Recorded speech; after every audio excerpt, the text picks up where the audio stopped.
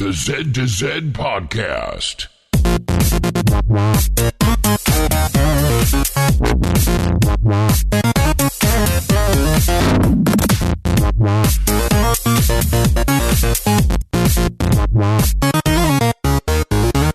Good morning, good evening, or good day, and welcome to the Z to Z Podcast, the home for Xbox achievement hunters and gamerscore junkies. I'm your host, Brandon Fream, and thank you so much for listening. At Z to Z, we love gaming, and in particular, grabbing achievements and gaining gamerscore. We do news, reviews, and interviews. If it's about achievements, we'll unlock it. After Terrigan's stealth released the Boston Sausage Party without letting me know, I'm pretty sure I know what's coming up in this show. I get a renewed energy from a returning co-host, and the crew gets a little sidetracked at times. There's some food talk, little comics, some Nintendo, so there's your forewarning. But don't worry, there's still plenty of achievement talk. You can find show notes for this show as well as previous shows on our website, z2z.com. This is episode 41. You can also contact us with questions or comments on Twitter at Z2Z, over at our forums, discourse.z2z.com, or of course you can email us directly, contact@z2z.com. Today's show is brought to you by the achievement The Big Three from the game Tiger Woods PGA Tour 14. This achievement was chosen in honor of the great Arnold Palmer who passed away today. This achievement requires the player to beat Jack Nicklaus and Arnold Palmer in the Legends of the Majors event, ultimately unlocking the golfer for use in the game. Now, whether you're a fan of the game or not, it's hard not to acknowledge the impact he had on the sport. I mean, they even named a drink after him. You will be greatly missed. Special thanks to developer EA Tiburon and publisher EA Games. If you, our fantastic listeners, have a suggestion for an achievement sponsor, let us know. You can contact us at Twitter, like I mentioned, at Z2Z, ZEDTOZED. There's their forums, discourse.z2z.com, and there's that email, contact@z2z.com. You know, you could even leave it in a podcast review post. All right, we got a great show tonight, and it's a full house, because with us tonight is Terrigan. How are you doing tonight, sir? I'm great. Great to be back. Wonderful. Of course, we've got Prue. How are you doing? I'm good. I'm excited to be here. Yeah, all right. And Crandy. Come on, Crandy. Give it to me. Here we go. I'm a little sad. God, you got to be kidding me, Crandy. I'm like trying to bring the energy here, and I'm wearing my rain cloud outfit. You are just killing me. Why are you so sad? Crystal Pepsi's dead. You killed it? It's it. It's gone. It's discontinued. How after you buying pallets and pallets of this stuff? How did they go out of it? If only I could have bought pallets and pallets. Is there an Xbox support page for this? Can can Microsoft step in? We can tweet Pepsi. I mean, maybe if Microsoft wants to partner with Pepsi and be like, hey, Crystal Pepsi Xbox. I mean, they had an Xbox Crystal a long time ago. You guys remember that? That was a thing? Yeah, no. I've got one. Yeah. I've got one. It's the see-through Xbox. Most of my friends got them. Like, that was like the really big, like when Xbox like hit it big and Fable came out. I think Fable came with the Xbox Crystal, didn't it? I'm not sure. I got mine secondhand. But so it was actually like clear, like see-through? It's cloudy. That sort of that pseudo kind of. You see it on some like handhelds and things like that, where you can see the circuitry inside, but it's kind of kind of a cloudy see-through. Is that like the Xboxes they use in prison, so you can't hide anything in them? You know, I feel like Nintendo is well known for that. That, you know, they did it with their Game Boys. They did it with very famously with their 64 with I'm going to forget which game it was. Donkey Kong, maybe? I don't remember. But Donkey Kong was yellow. Oh, Donkey Kong had the green console and the green controller that was kind of see-through. I had that one. Yeah. I didn't know there was one. Maybe I did know that there was an Xbox One, but man, I would love like a frosted kind of Xbox One. That would be amazing. I know, and it could be like Pepsi branded, like instead of the Xbox logo, it's like a Pepsi logo that lights up. That would help offset the cost of the Scorpio. And Yeah, and then when you press it, it sings the Van Halen song like in the original commercial. Right now. Yeah. I got you. That's how it boots up. That's when it connects. No, right I think the problem. now. The problem is that they would have to pay so much in licensing that song that it would just completely kill any savings that you get from totally working worth with Pepsi. Totally worth it. Well, see, Pepsi could license the song to sell on the Xbox, and they could air the original commercials. So it's synergy. Exactly. Because I was thinking this is like, Pepsi totally should have aired that original commercial. Because would that not, like, with the graininess and the lo-fi hiss and all that, like, would that not catch your eye instantly? Oh, it's public domain now, right? It doesn't. I mean, it wouldn't matter. I mean, it's so old and grainy and garbage that shouldn't constitute as an original recording anymore. Yeah, but you still have to. I mean, Van Halen. I don't think copyright works like that, but yeah. But anyway, but would that not instantly catch your eye if that came on your TV? You'd be like, "What is going on? Like, what's wrong with my TV?" Train wreck.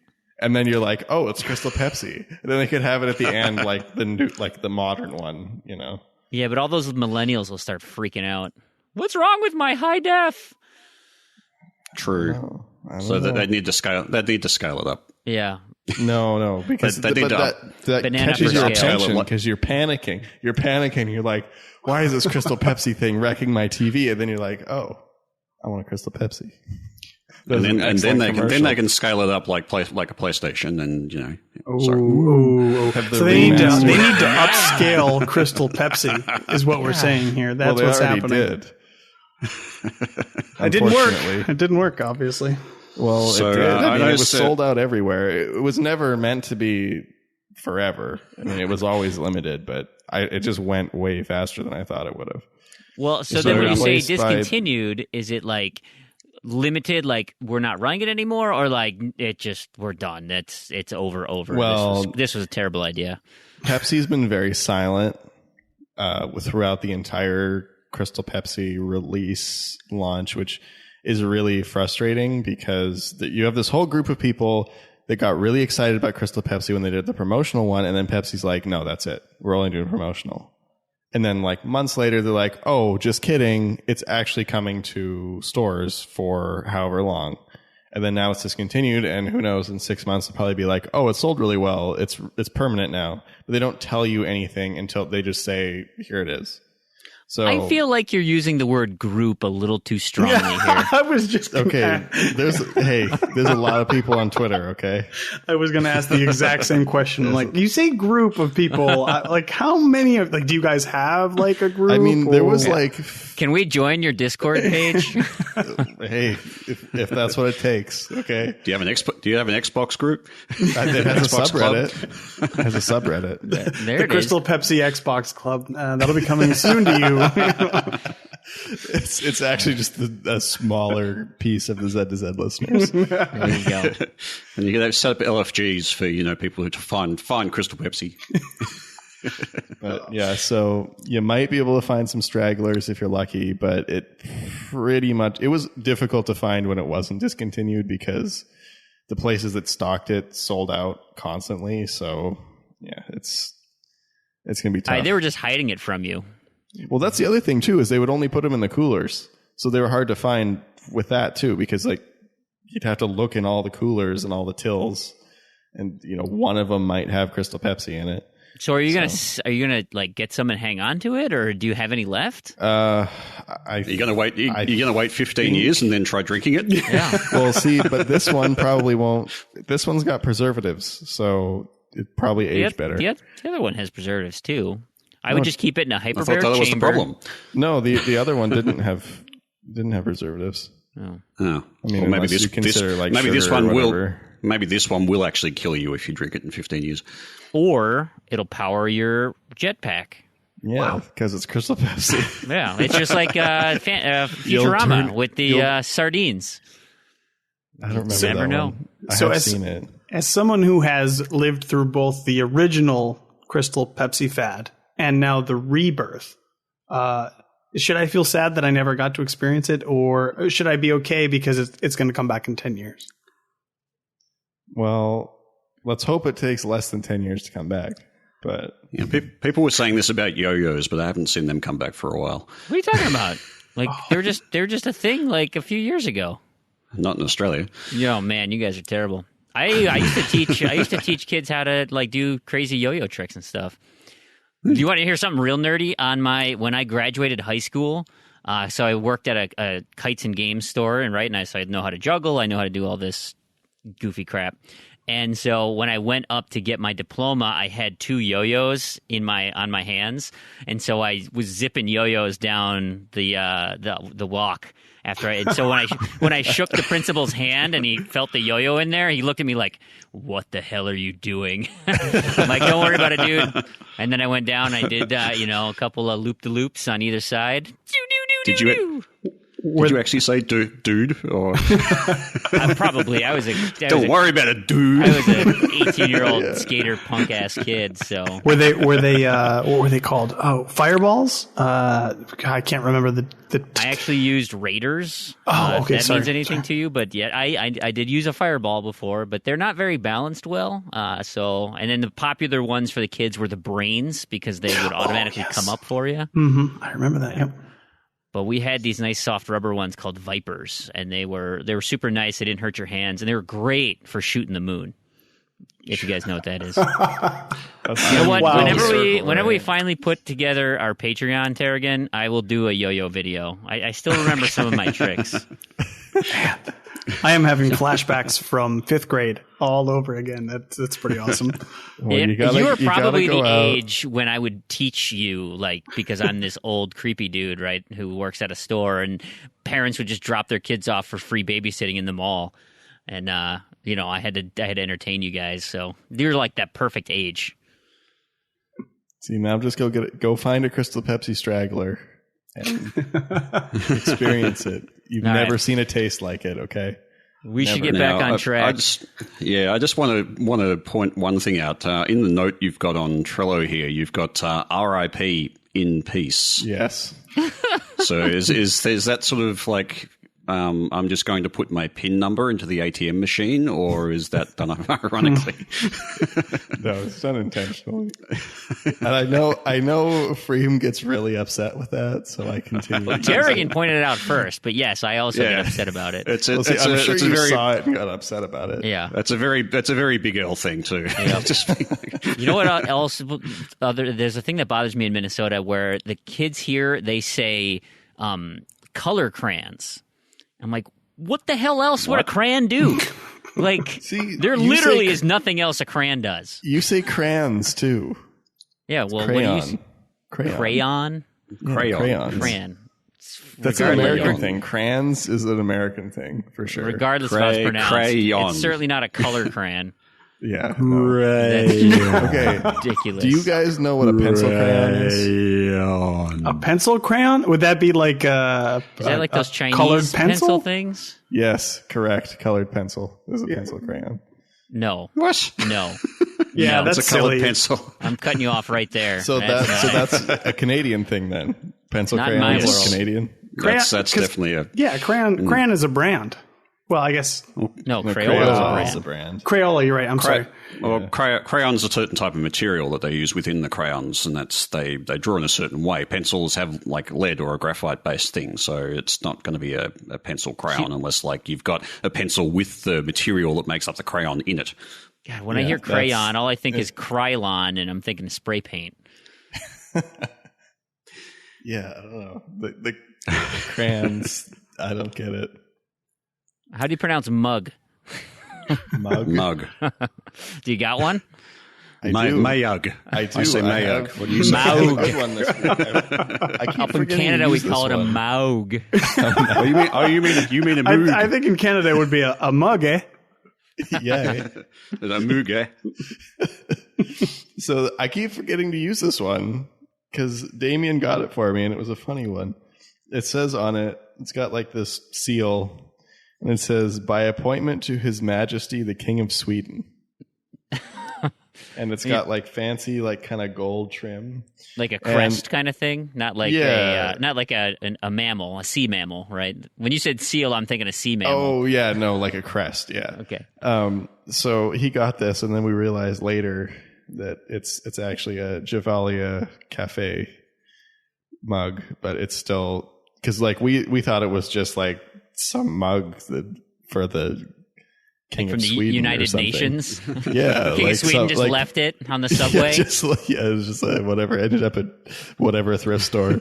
No, but it turns out it's a Javalia, but it's still funny. I like it. Fantastic. Hey, do we play video games at all on this show? No, Terrigan, I was talking about Crystal Pepsi and food. You've been away for a while. What have you been up to? Mostly Elite Dangerous. I know. I love watching your little video thing or your screenshots and stuff. Those are super cool.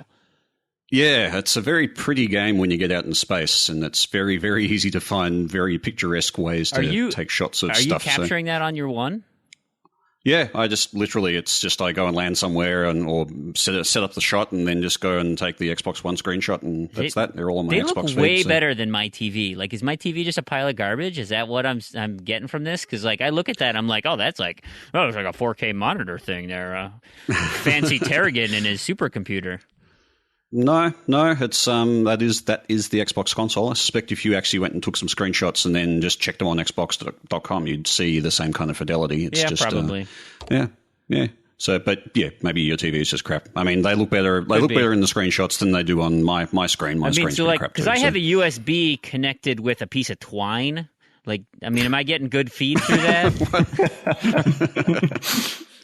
Yeah, no. So, how's your journey going? It kind of goes and it stalls a little bit, so I'll have to kind of catch up. So it depends week to week. You've got to do maybe between 2.5 to 5,000 light years worth of travel each week. And so I'm between waypoint 3 and 4 at the moment, and I think that's about a 3,500 light year. 3,500 light year trip. So I'm about 1,000 into that. But each trip is about 30 jumps. So yeah, it's quite dull if you're just going and jump to a new location, point at the new one, jump, point at the new location, jump. So yeah, I try and break it up by doing a little bit of exploring here and there and taking some screenshots. But yeah, slowly. Is there anything else you're doing on your little trip? As far as, you get credits or anything for exploring? You find stuff, right? And you do. XP. Yeah, you find things. And so basically what you do is you look out for some of the rarer worlds, like water worlds or Earth-like worlds and things like that. They're worth the most. And basically you get an explorer credit for that. But you have to go and cash them in. So basically you get nothing whilst you're out actually exploring. But when you get back, you go to a base and you hand in all of your exploration information and get a bunch of credits for that. And that goes towards your rating as an explorer as well. So, which leads to one of the achievements. Yeah. So I have a question. As people who are listening now, this is actually my first interaction here with Terrigan, and I'm just curious, what exactly is Elite? Well,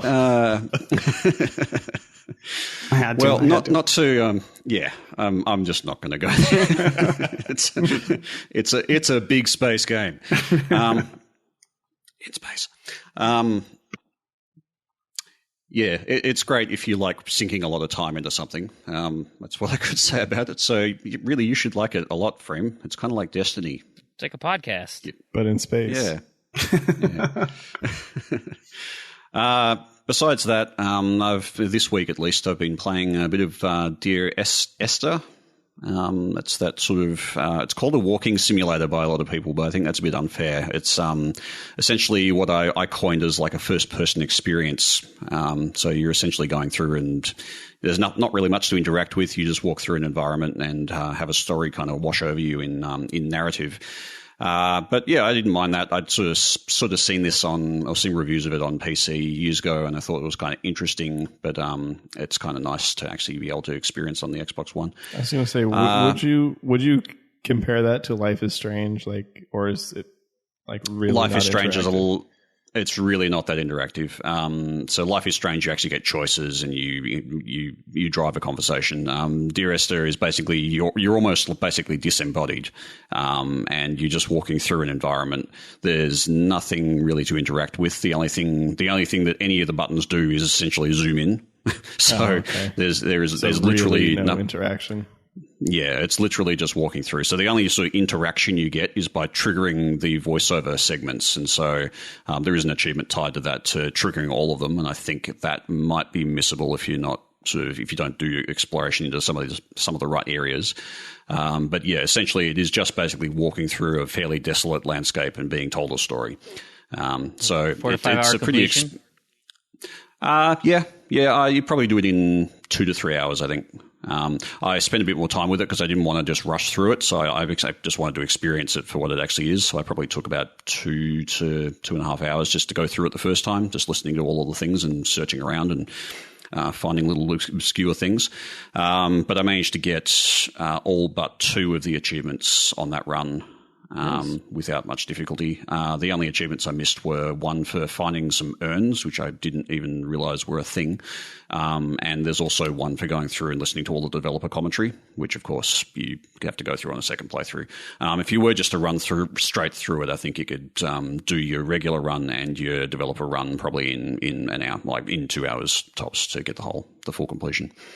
So, yeah, it's probably a good one to pick up for a quick gamer score. And yeah, if you happen to appreciate kind of experimental art games like that, then it's also worth it as well. There you have and it. it's actually relatively cheap too. I also picked up $8 now? Yeah, I think so, something like that, $8 US. So yeah, it's worth it if you like that kind of thing. I also went and cleaned up the battle mode achievements in Minecraft this week, just for the nice TA score for that you get for that. GTA SC, of course, is still going. I'm still in that. I'm not particularly happy with one of the members of my team, but I won't go into that too much. But we've kind of been getting close to the bottom of the board, so I actually decided I'll just go and burn some points in Minecraft this week. So I went through all the battle mode stuff. I didn't pick it up earlier simply because it would have had super high TA at the time and I'd be fighting against decay. So now seems like a good time because it's kind of settled a bit.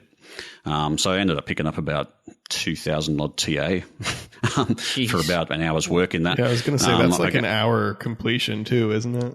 But you can do the completion in about 30 minutes, and I did both consoles, so the Xbox One and Xbox 360. So I picked up both. So I got about 2,000 TA in that just from not much work, which was kind of nice. I was talking about this with you earlier last week, I think, Fream. Gemini Heroes Reborn, the German version. Yep. There's probably a little bit of a PSA on that one as well. If anybody picks up this particular stack, there's actually some glitches with the achievements, and that they will not unlock if you are actually online on the one, which is a really weird bug. But basically, to guarantee that you get all of the achievements, you essentially have to play offline, and then when you go online, they all sync up. So that's just something to be wary of, some of the story achievements in that in particular. But I got that completion in that one, so I was pretty happy with that. It's really bizarre. It's actually, it's a bizarre error, and it's not going to get fixed either from what I hear from the developers. They have patched the rest of the world version, but not the German version, and it will never be fixed. But it's not a bad game, actually. It's got a little bit of sort of not quite Portal-esque, but it's got some sort of weird time travel kind of dynamics and puzzles in it. So it's pretty interesting. Other than that, it was just some stuff for the random to-do list. I won't go through everything, but there are just a few sort of highlights from it, which is Phoenix Furia. I forget if I actually mentioned it on the show before when I was last on, but Phoenix Furia is kind of one of those super hard platformer, Super Meat Boy style kind of, you die a lot, die quickly, you can restart quickly, and so it can get pretty frustrating, but you're not getting frustrated by load times and things like that. And I actually enjoyed this a lot more than I expected I would. So I had an achievement from that on my to-do list, and I was for getting through to the end of like the third set of levels, I think, and getting all of the collectibles, or some of the collectibles for that. So yeah, it was challenging, but not in like I usually expect to get extremely frustrated with these sorts of games, but this one actually wasn't that bad. I quite enjoyed it, so I actually recommend Phoenix Furia if you're into that style of game. Is it long? Yeah, it's long. Is it? Okay. Yeah. Yeah, we did that one on shovelware a long time ago now. Yeah. I don't know. Yeah. Something about it, though. It's certainly, I don't know. I couldn't get into it. I don't know why. I usually really like those kind of games. Yeah. Well, I didn't think much of it for the first, but the more I played it, the more it sort of grew on me. And yeah, the mechanics are kind of interesting. Doodle God Blitz on the Windows Phone. I don't know if any of you had the misfortune to play around with this particular game, but the original Doodle God was actually a pretty straightforward completion. It's essentially just match two things to create a new element, and you keep doing that until you go through all the elements. Doodle God Blitz added the extra caveat on that, where you have energy that runs out, so you can only do a certain number of these things, and then you have to wait or pay the money. So I didn't pay any money, but it was just kind of annoying going through all the different things and then running out of energy, and it's like, right, fine, I'll just put the phone down. And of course it's Windows Phone, which is never particularly fun to play with. That's just in my experience anyway. And another game that wasn't particularly fun to play with was Six Guns, which is one of those what's that? What's that game? It's a Gameloft game, so of course it's buggy as all hell. I had that on Windows 8, and there was an achievement for killing every single type of animal in the game. And it bugged out on me, and I had to go through and kill every single animal in the game again because I didn't know which one it had decided to miss. That's the worst. But luckily that's actually not too odious. There's only about 15 different animals, and they're relatively easy to find. So there's some reasonable guides on the site on TA. So yeah, I managed to get that one. That was my top ratio achievement on the random to do list. Just also this week, I had a little project a while ago to collect and play all of the games that were released in 05, 06, or all of the Xbox 360 games that were from 05. And I added one to my collection just last night, actually, Tiger Woods PGA Tour 06. Oh, yeah, I just bought that one a few weeks ago. Yeah, which if you know anything about that game was probably had the first set of discontinued achievements ever, in that the servers are completely down and every single achievement in the game requires servers. So it is actually impossible. Unattainable. Yeah, it's actually impossible to get this game onto your card. So I'm kind of wondering if I might try and get a campaign together to get EA just to reopen servers on discontinued games just for a little while, like, a couple of months, just so people can actually do stuff with this thing. But that's for another story. I guess if there's interest in that, then maybe people can tweet me, and I might try and get something going. I don't think it's likely, but you never know. I was just talking to somebody about Tiger Woods 14, right? The last one before they switched to McIlroy. And there's an achievement for unlocking all the pins. The bronze pins have a complete set. And so the only way you can get it in-game by by winning events and just playing the game, you earn a small amount of gold. And then you can use that gold to buy packs, and then you get a random draw on these things. Well, it takes a ton of money to get enough packs to do it. Or, of course, you could always just pay for packs. And now, because the game is so old and they don't have the marketing tie with him anymore, they've shut down the portal to buy the coins. And it's like, I literally am at the point where I'm so frustrated. I want to give EA money for this, and like I physically can't do it through the game. Don't give in. You can't now, but you don't give in, because then the next game just gets worse, and then the next game gets worse. Don't give in. I don't think Fream giving into this is going to be the deciding line whether they make their next game worse or not. It doesn't matter, because there's 100 other Freams that are also going to give in. So you gotta, but they've already given in. No, they haven't. I got to meet these 100 other Freams. This sounds like an awesome place. If you could get them all in the one place, all playing Xbox at the one time, imagine what your gamer score would be. It's a lot of Destiny. You could have a lot of raids going. It actually would not be that much gamer score. That's Another note with Tiger Woods 06, though, it has a leaderboard achievement that forever taunts me. It's unobtainable. It always has been. And I don't think they'll be fixing that. No, probably not.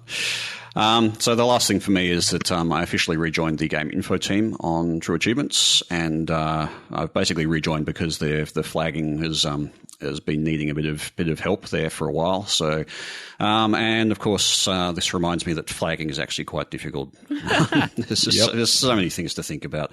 So yeah, I'm trying to get back up to speed on there, but yeah, we'll see how it goes. Look at that big old promotion. Awesome. What about you, Randy?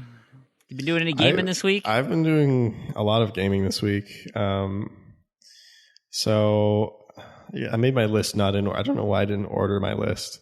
I guess the beginning was probably Guitar Hero World Tour. I had one achievement left in there, and that was for completing the co-op career, and I did that. That was my first to-do list achievement, and also my last achievement in the game. So that was a very nice completion.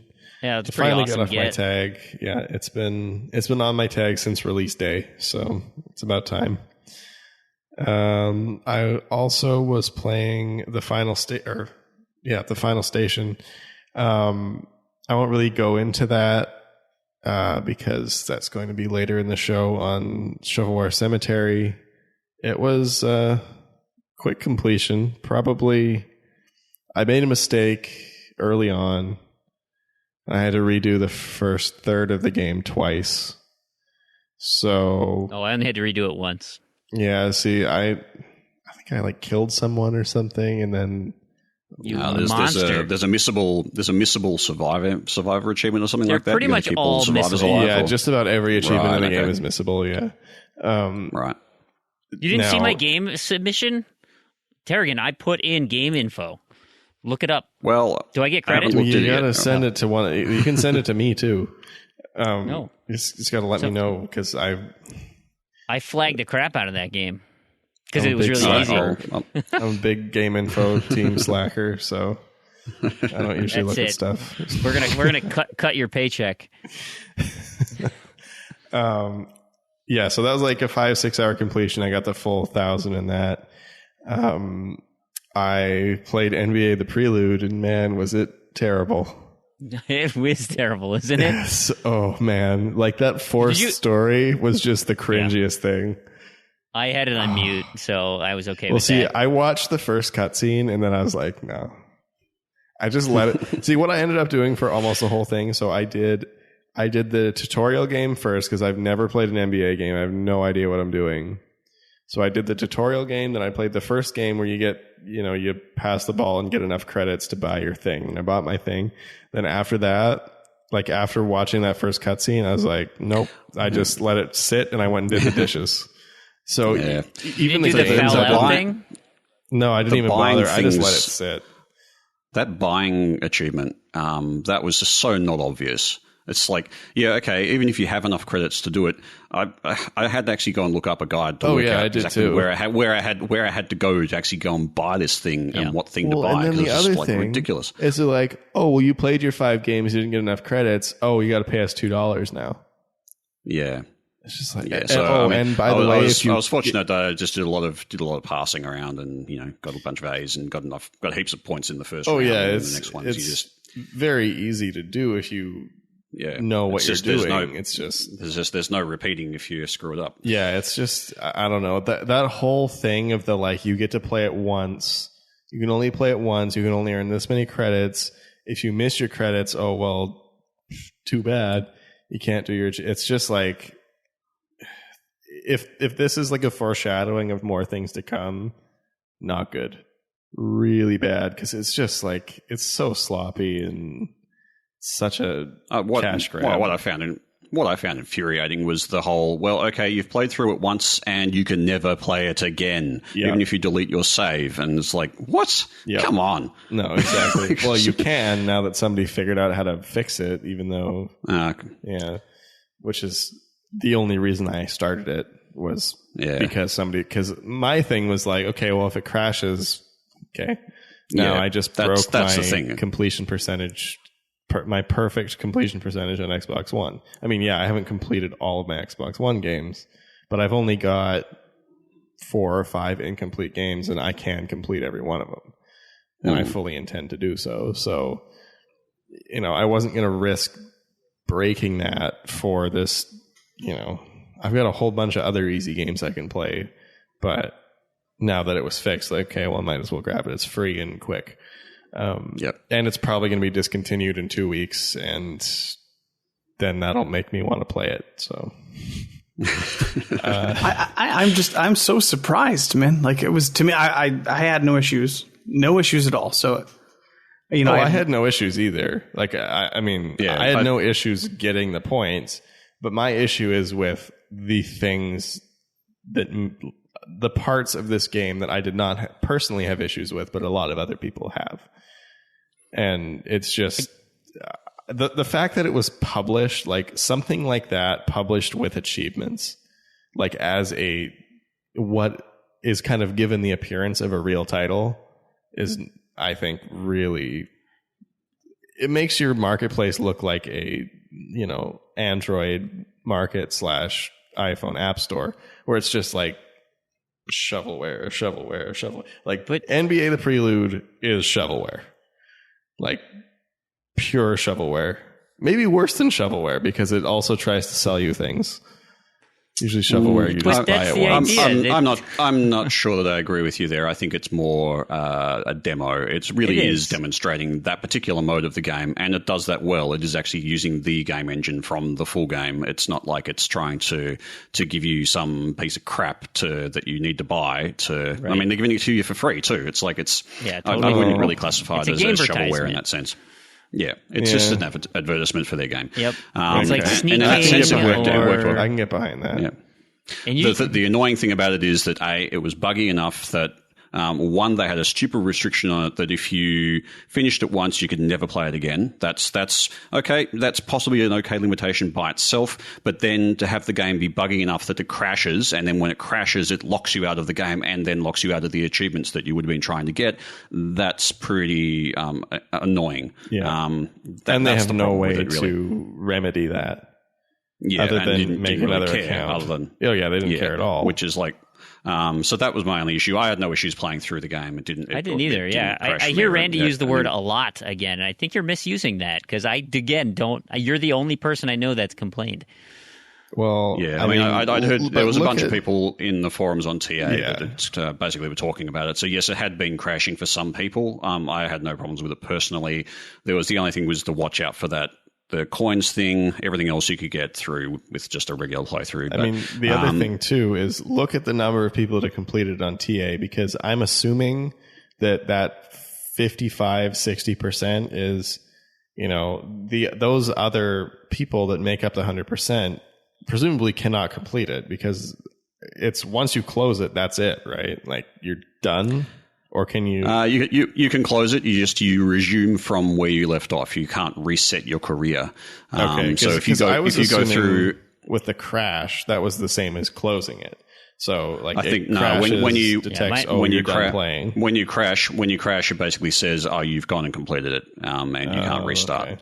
I think that's what the issue was there. But I'm pretty sure if you stopped it and went back into it later, you resumed from where you left off and could go through and complete the rest of it. But I might be wrong there. Well, maybe, I didn't want to take any chances, so I just did it all in one sitting. But I could be wrong with that then. So maybe it is less of an issue than it seems like, or than I was thinking. I'm curious too how you feel. I compare this, just because it's most recent, with the Ben-Hur game advertisement that we just had, and I mean, like, how do you feel about those? To me, those two things are kind of the same thing.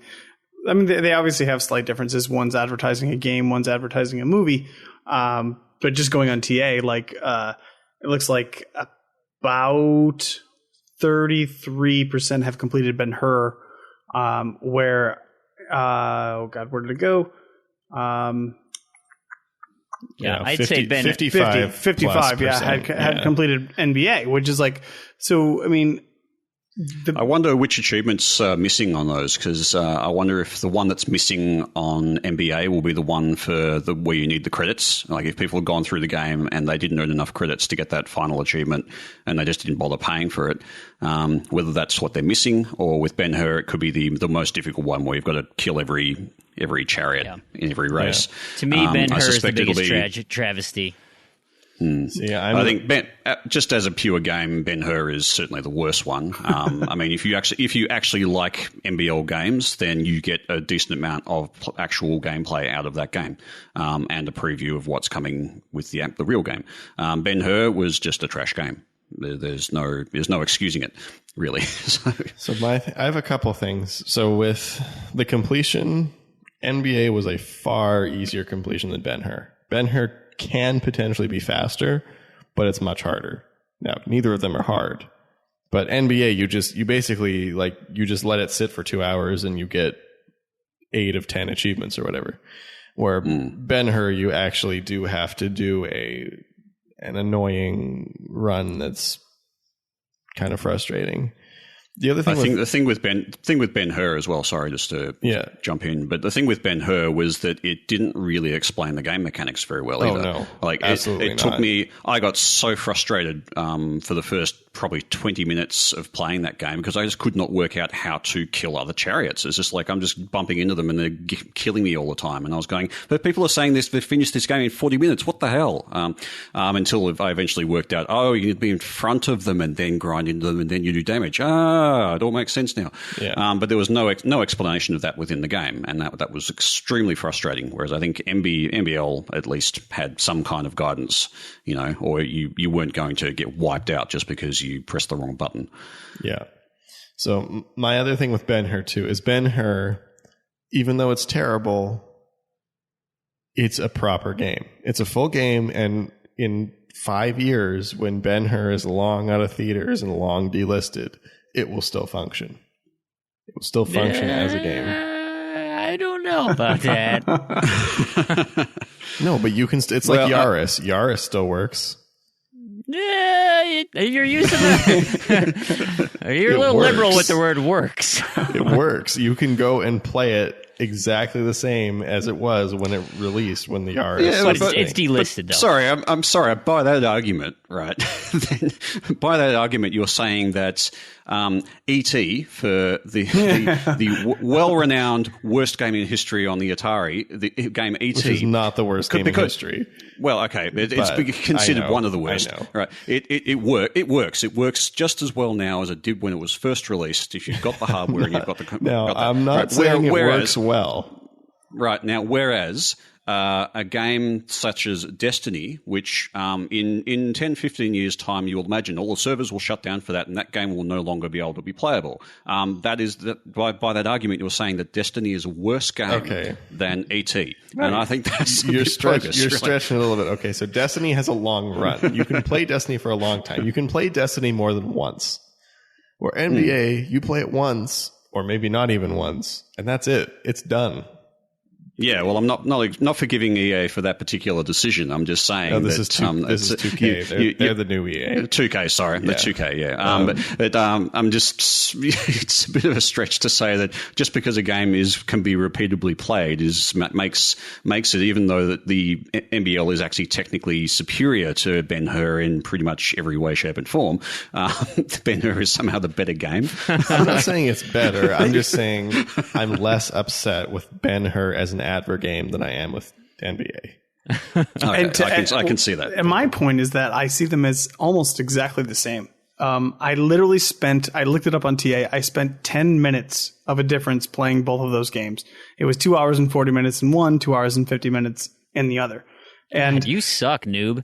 Maybe I do, but here's the thing. I let everybody else get their glitches and stuff first, and then I look up their solutions. So, but it was like... I do the same as well. To me, it was just like, hey, if you're going to release this, it's going to be free. It's going to be an easy sub 3 hour, sub 4 or 5, whatever, 10 hour. It's going to be free, and it's going to be easy completion. I'm not going to complain that much. And of course, Ben-Hur is not a great game. Of course, the Prelude is not a great game. Not that every free game has to be great, but it's just like, that makes sense to me, and I'm totally okay with that. Like, fine, I'll sit through your advertisement of a game if you give me these achievements, and I'm totally okay with that. I'm totally okay with it too. The only issue was some instances meant that you could get locked out of achievements in one of the games. And I guess that's the only real difference, only real discerning difference between the two, other than the types of games they are.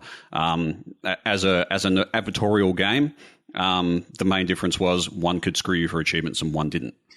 So yeah, I guess my biggest issue with the Prelude is, does this set a precedent for another like lower level of kind of sloppiness on the Xbox Live market? Like, is this something we're going to see all the time, where you have these one-off, you can only play it once demos that are just kind of a mess?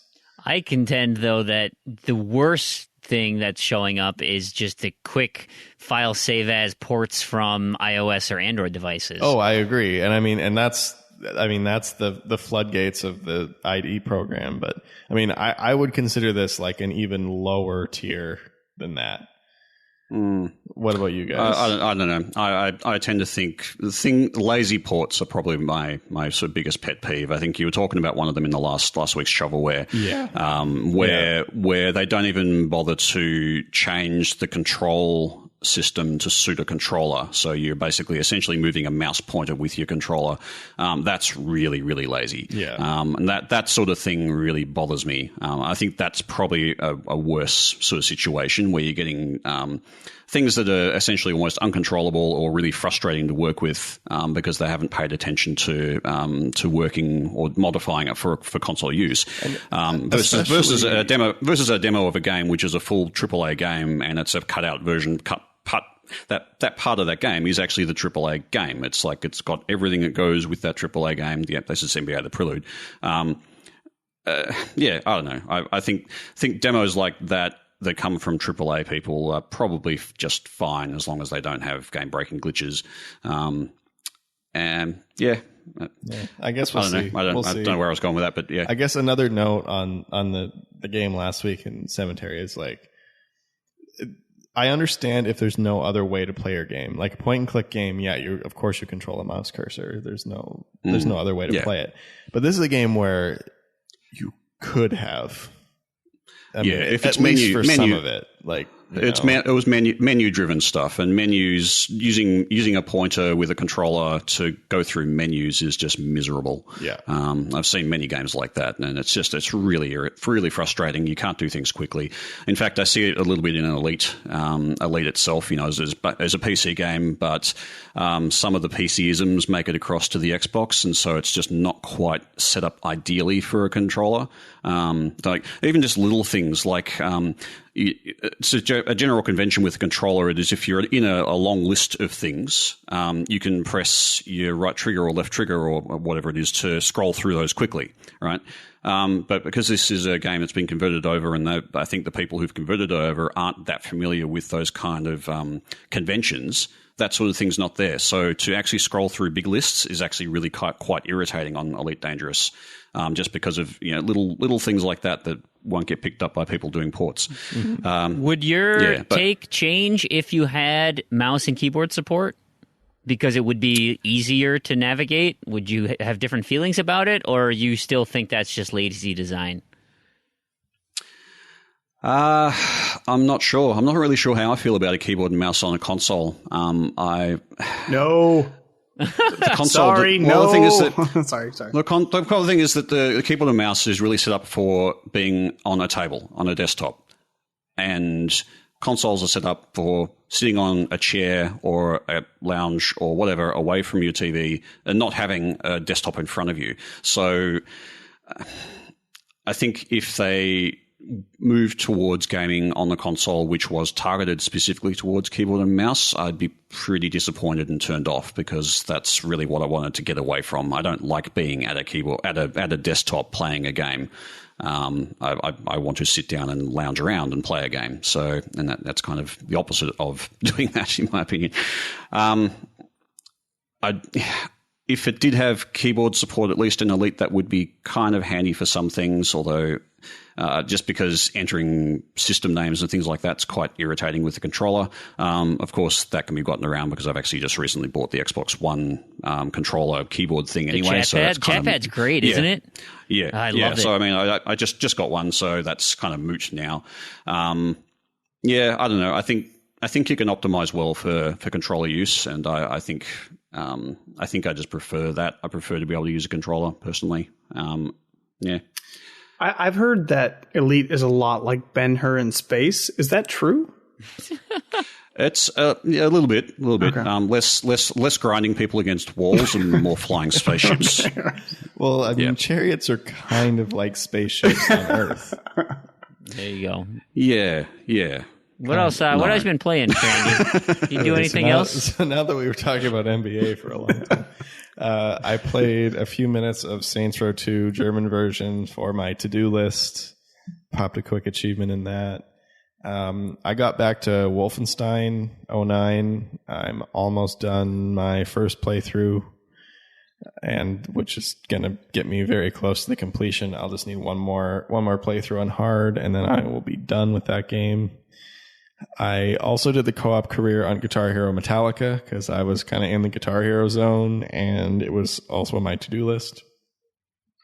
And then this is very strange that you've managed to get so many things that are in Guitar Heroes on your to-do list. I would have thought you've cleaned those all up by now. It's just the two. Well, I have a lot of easy achievements left in Guitar Hero because my thing is like, if I'm not if I can't finish it, then I don't bother. It's kind of my thing. I do the hard ones first, then I go back and get all the easy ones that I don't get along the way. So that's kind of my situation with a lot of these Guitar Heroes is like, well, yeah, of course I could do co-op career, but it's just doing career and then I turn my fan on with the microphone and it's not fun. I don't really want to, I'd rather play solo career. So unless I'm going for the completion right away, I don't really care about it. So fair enough. They were on my list, so I went back and did them because, I mean, I have to do them anyway. World Tour, I was actually working on prior to rolling it on the to-do list anyway. So hacks. Yeah, that was a fortunate coincidence. And then the last thing I played this week is I went back to Overcooked and played a few more kitchens. That is a fun game. It was very frantic. Yeah, I gotta get on that. Doing that all solo. Yeah, I think pretty much everything. There's a couple of exceptions, but just about everything is going to be easier solo, I think. Because okay. Yeah, there may be a couple of kitchens that are particularly hard solo, but for the most part, you can really manage it well if you're good. If you're quick and kind of have an idea of how to approach the kitchen. Solo is really, up to this point, has not been a problem. I mean, I 3-starred most kitchens first try. There's a couple I didn't 3-star, but I'm kind of not really worrying about that yet. If it's one that I got really close, I'll usually play it again right away while it's fresh in my mind. But if it's something that's kind of, I might not get it. If I play a second time right now, then I'll just continue and then go back and clean them up when I'm done. And that's it for me this week. So a little bit of a busy week. Put up a lot of points. Oh, and Eventide. I forgot to say Eventide. We'll get working into that on finishing that. Yeah, but that's for shovelware. Awesome. What about you, Prue? I have a bit of a short list this week. I'm literally halfway through moving right now, so that's a process. Fun times. Yeah. Well, to be fair, I'm literally moving 2 streets over into the same apartment complex, so it's much easier than like a normal move would be. In fact, me and my roommate are literally just picking up our furniture and carrying it down the road. But that sounds much better than across the country. Yes, I'm sure it is. So yeah, I have a fairly short list. I'm always working on Killer Instinct and Halo. It seems Master Chief Collection. I try to do some achievements in those 2 games, a couple achievements a week. And then, of course, because of the Wolfenstein challenge going on here, I've been playing Old Blood. I beat New Order, and now I'm going through Old Blood. I had a really weird glitch where I couldn't load anything. Like I would go, the game would boot up, and I couldn't. I would go to resume game, and it would just black screen and then go back to the menu. Do you want to resume the game? Do you want to load the checkpoint? Do you want to choose a different, level? And I would do all of those options, and none of them would work for me. So of course I rebooted the Xbox, I reinstalled the game, I did all of these things. It was awful. It was terrible. Nothing was working. So I just dropped it for a while, and then finally it started working again. I don't know what was going on, but it was really frustrating. Hopefully that doesn't happen again.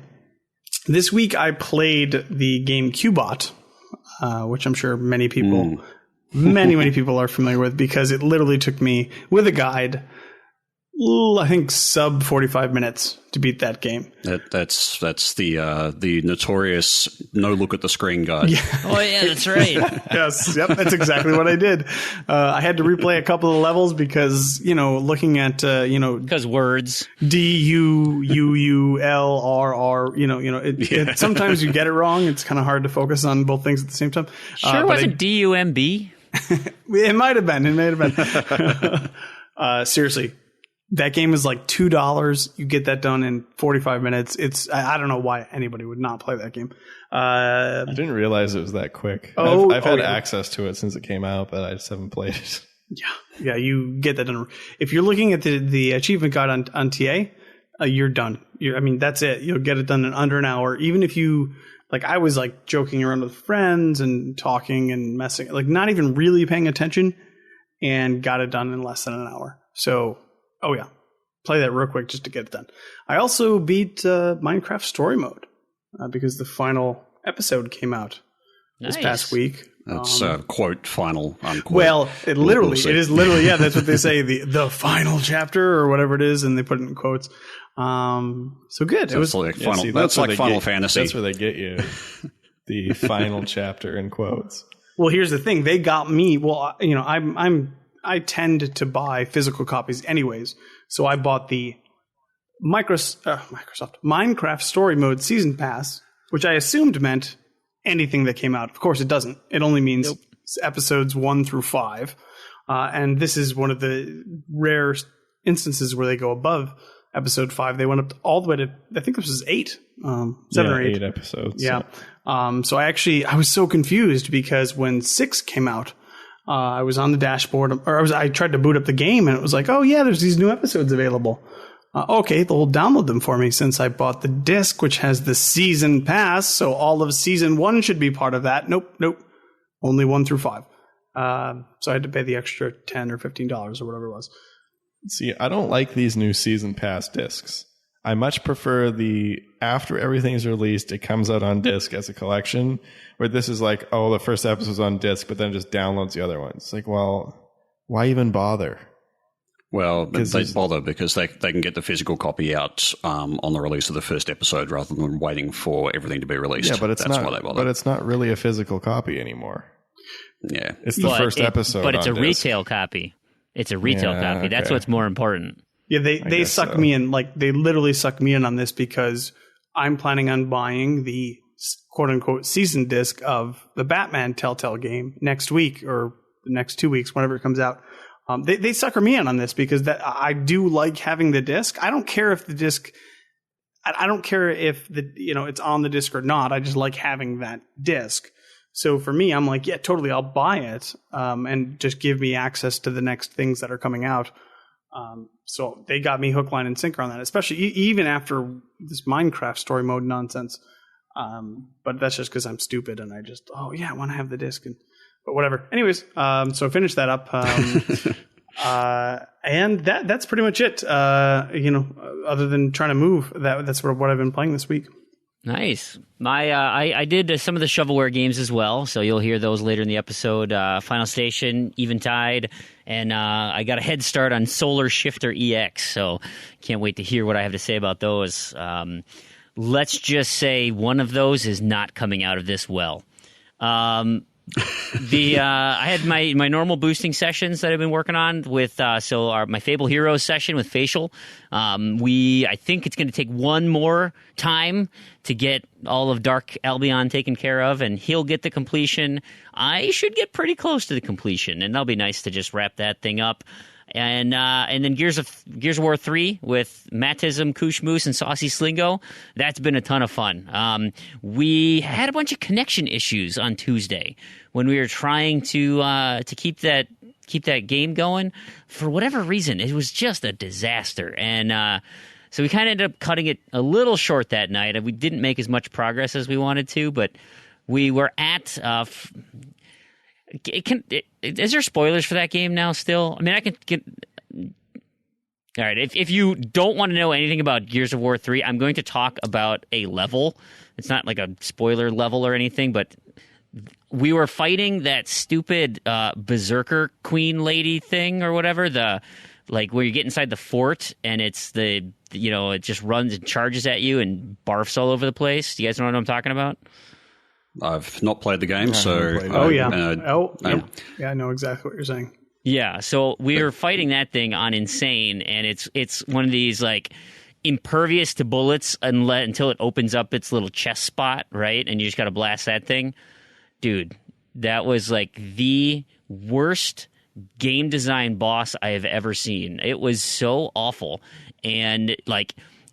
because it's on insane difficulty, like you can't get hit at all, right? The second you touch any of the lambent goo or the creature, you're instantly dead. And then when you respawn, all of the respawn points are away from battle facing a wall.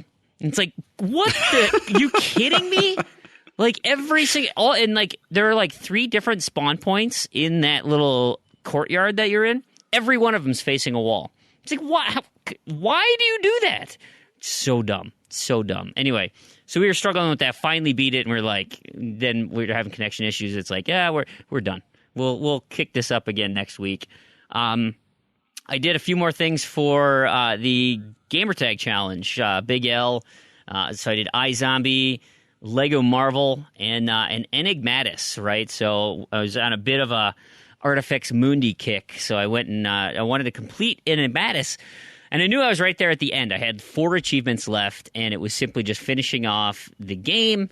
I hadn't been using any hints or any of that stuff, so went to finish, got the little story end, and bloop, 1 achievement. I'm like, what? You gotta be kidding me. Like, I didn't use any hints. How did I not get the perfect hidden object one? So I was super frustrated, and for whatever reason, I didn't do it on expert difficulty. So I have a secondary playthrough going. Now, the nice thing is that that hidden objects puzzle thing, you can just redo the puzzles in order as you go, and as long as you don't use a hint on any of those, it'll just fill in the gap with whatever one you skipped. So thankfully, it was the 3rd one I skipped for whatever reason, or like I used a hint by accident or something, which is great, but of course I still have to do an expert playthrough. Now that I've found which one achievement that is, I can just hint my whole way through and just, steamroll this game and try and get this last achievement. Is that one of those games where you've got to do all of the, like, there's an alternate game, so you've got the hidden puzzle, and then you can switch to, like, a domino game or a mahjong game or something like that? Do you have to go through all of those too? You do have to do the mini game. Well, I don't have to, but yes, there are mini games associated, and you get credit. You get an achievement for not skipping mini games. Right. So you do have to do a full playthrough. It's not that one. It's just some of the other ones. You have an option. They'll have, so you have the option. You can either do the hidden puzzle, or if you want, you can switch to a different, like another type of game. And there's achievements tied to both of those. So you have to go through and play every single hidden object thing, and you've also got to play every single of this alternate game as well. So there was almost guaranteed to be 2 playthroughs for a lot of those games, just because of that particular achievement. Yeah, not so bad. You'll hear in shovelware my views on Artifex Mundi. So finally, I think the 2 things I want to mention: Destiny Rise of Iron came out this week. I didn't get as much time to play that as I would like. I'm going to spend more time this weekend, but I started the campaign. It's a relatively short campaign. So far, so good, right? It's interesting. Some of the new mechanics are kind of cool. I was itching to kind of take a look at some of the world first raid runs that happened today, but I kind of want to keep it a surprise, even though I'm going to desperately ask for help on how to beat it. But I haven't. So I've been kind of radio silent on how the raid went. But I'm excited for new content, getting some more leveling up going, grinding some things out. There are a couple weekly things I need to be doing, so I got to kind of get to a point where I can just kind of farm every week and pick one night and kind of do that. So that brings me to my final thing, which is the one night gaming thing. So we're wrapping up. Gears of War 3 still got some time. Fable Heroes is going to be wrapping up. But Big L said, hey, we should try to find a game night going, another one. And so he and I decided, what would be really fun if we got together and played Titanfall 1. And we started pulling people together to do that. I know it's been done before. Likely a lot of people have a lot of progress on it, but I don't. And I really like playing that game. Probably not going to get Titanfall 2 on release. So let's go back and clean up some old ones. So Big L and I are going to start up a Thursday night boosting session. Thursday, October 20th, I believe, is what we landed on. And we'll do, I think he wanted to start it at 10 p.m. Eastern. I think that's what he said. 10 p.m. Eastern. 9 Eastern. Maybe 9 Eastern. I mean, I can't get there till 11 Eastern. Anyway, and then I'll just show up halfway through, and you'll go till midnight, 1 a.m. or whatever. But it's kind of a come in, come out, just real casual, just play some games, doing the game modes. We're just going to have some fun with the community. So if you're interested, there'll be stuff on the forums regarding that. And so you can kind of look and see what is matriculating as far as plans. But you're all welcome, everybody. If you guys want to come game with us, that would be fantastic. So I might as well. So pity it's not quite a friendly time for UK or Australians, because that works out to being around about my lunchtime, and lunchtime on a Friday is generally not good for me to get any kind of escape from. And I think it's going to be 4 o'clock in the morning in Europe. Yes. So, but yeah, that's unfortunate. But different strokes for different folks. You got maybe some third shifters or some. Anyway. Everyone who's out there is more than welcome to set up sessions and pull together some community things. I know, Tarragon, if you're you don't want to be flying around by yourself in Elite, you can set up some UK or Australian friendly times. And we encourage the community to set stuff up, get some gaming together. We got a nice group of people. Hell, you watch the Discord chat all the time, and man, it's just there's so much fun conversations going on. Everybody's having a really good time. It's nice and busy. So if you haven't seen our Discord chat yet, I totally recommend you track us down, jump into the group. It's been active. Which I really appreciate. The only times it's not active is when Joe shows up. For whatever reason, and she's made so Joe and quick I middle. really think that's I think that's just time zones. It totally is. It's kind of like me. I'll start talking in there and just kill the conversation, and it's like, hello. No, hello? it is totally time zones, because by the time she's raring to go, it's like I am in the meat of my work day, or by the time it's nighttime, It's like I'm in my commute home or something. And I mean, It's just kind of weird, but it is funny that she mentioned that, because it's typically a ghost town when she shows up. But man, I got it open at work all the time, and I'm tricking over, and it's like 100 messages. It's only been 15 minutes, or 500 minutes. What the hell? I'll go to bed, and there'll be like 1,000 messages sitting there, and when I get up in the morning, I'm just like, what the hell? It's great though. So it's great. I'm not going to read all that. I'm so glad. We found this place. I'm so glad we're Discord's letting us use it, and I'm so glad you all visit and chat. So thank you from the Z2Z community, and we love having you there. We also have our forums, of course, which has been a hotbed for contests and all sorts of it's been contests and music stuff as of recent, but of course the contests are going to be, they're hot and heavy right now, and it's getting toward the end of the month. By the time this releases, September is essentially over, and we'll be gearing up for the October challenges. And so what we've decided, if you haven't seen on the forums yet, the Wolfenstein challenge that we did for September, wrapping up, we'll be dishing out a prize for whoever gets their name pulled on that. So if you have submissions. I'll leave it open a little bit into October. Hell, I probably won't get to it till mid-October because I got stuff going on. But, put into the forums anything you've done in the Wolfenstein games. And it's simply just writing it out, and I can go to your page and take a look. If you want to put links in there, I would love that. It would make life a lot easier. Like, hey, I did this in this game. I did this, whatever. That would be fantastic. So then I can put your name into the pool for the prize draw. But that was a lot of fun, and so I think we're moving forward. Going to be taking out different game series as a community challenge, and what better time, and I mentioned this last show, than October, Halloween, to have the Dead Rising Zombie Challenge. And so the Dead Rising series is, I put the thing in the forum, there are 15 titles released for that right now. I mean, this is a potentially huge pool, and of course, if you already have completed the game, you can get credit for that. So, you guys have taken care of Case West and Case Zero and the 3 stacks of each. There's 30 entries right there for a really short 30 completion. entries. Yep, I got 30 entries. Yep. Have one. And then there's Dead Rising 2 on PC, Dead Rising 2 off the record on PC and on Xbox. Yeah. Now, we should keep in mind that a lot of these games are basically impossible to get a hold of now. Like Dead Rising 2 on PC, if you don't already have it, you cannot get it. I think off the record, you might still be able to get on PC, kind of. And then, like, the Korean stacks were impossible to get in the first place, and now they're delisted, and they're even more impossible to get. The Japanese ones are tough.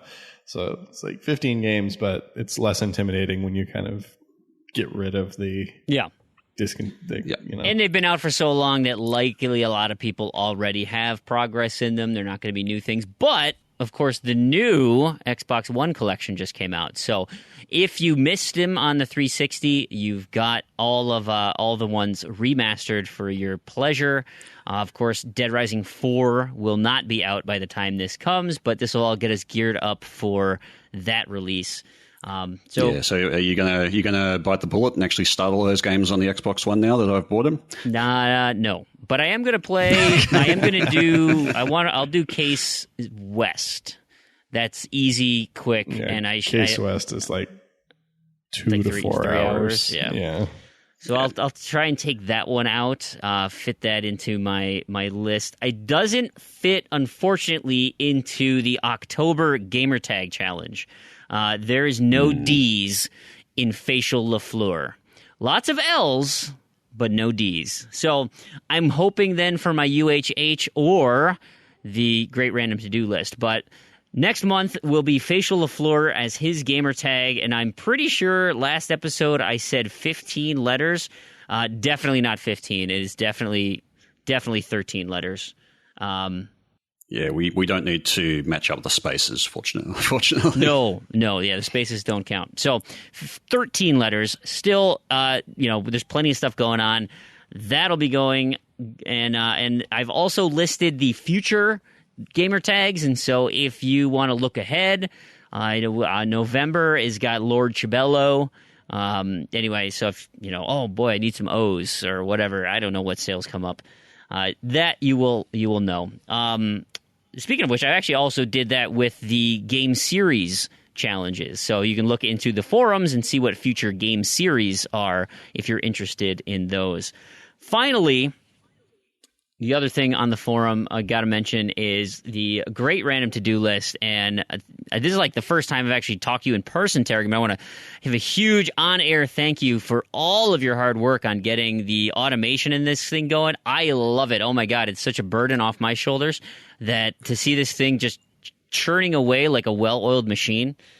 Beautiful. I know it's really I'm really proud of it. Actually, it's taken a bit of work to get it to where it is, but just getting everything completely automated. It all scans all the achievements in, sorts the leaderboard perfectly. It's I was pretty happy to. Basically, I didn't want you overburdened with a lot of that stuff anyway. To get it to this state means that going forward we can just it'll run itself essentially going forward, which is really great. Glorious. So all of you listening to the show, you can expect. So when is do you have it set? You have it set for UTC, right?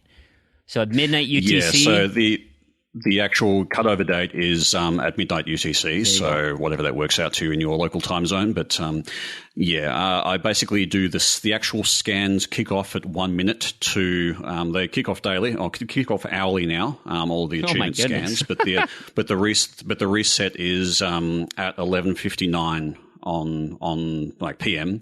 On the day. So the very last scan will be at 11:59 PM on September 30th. Yep. Is it 30th?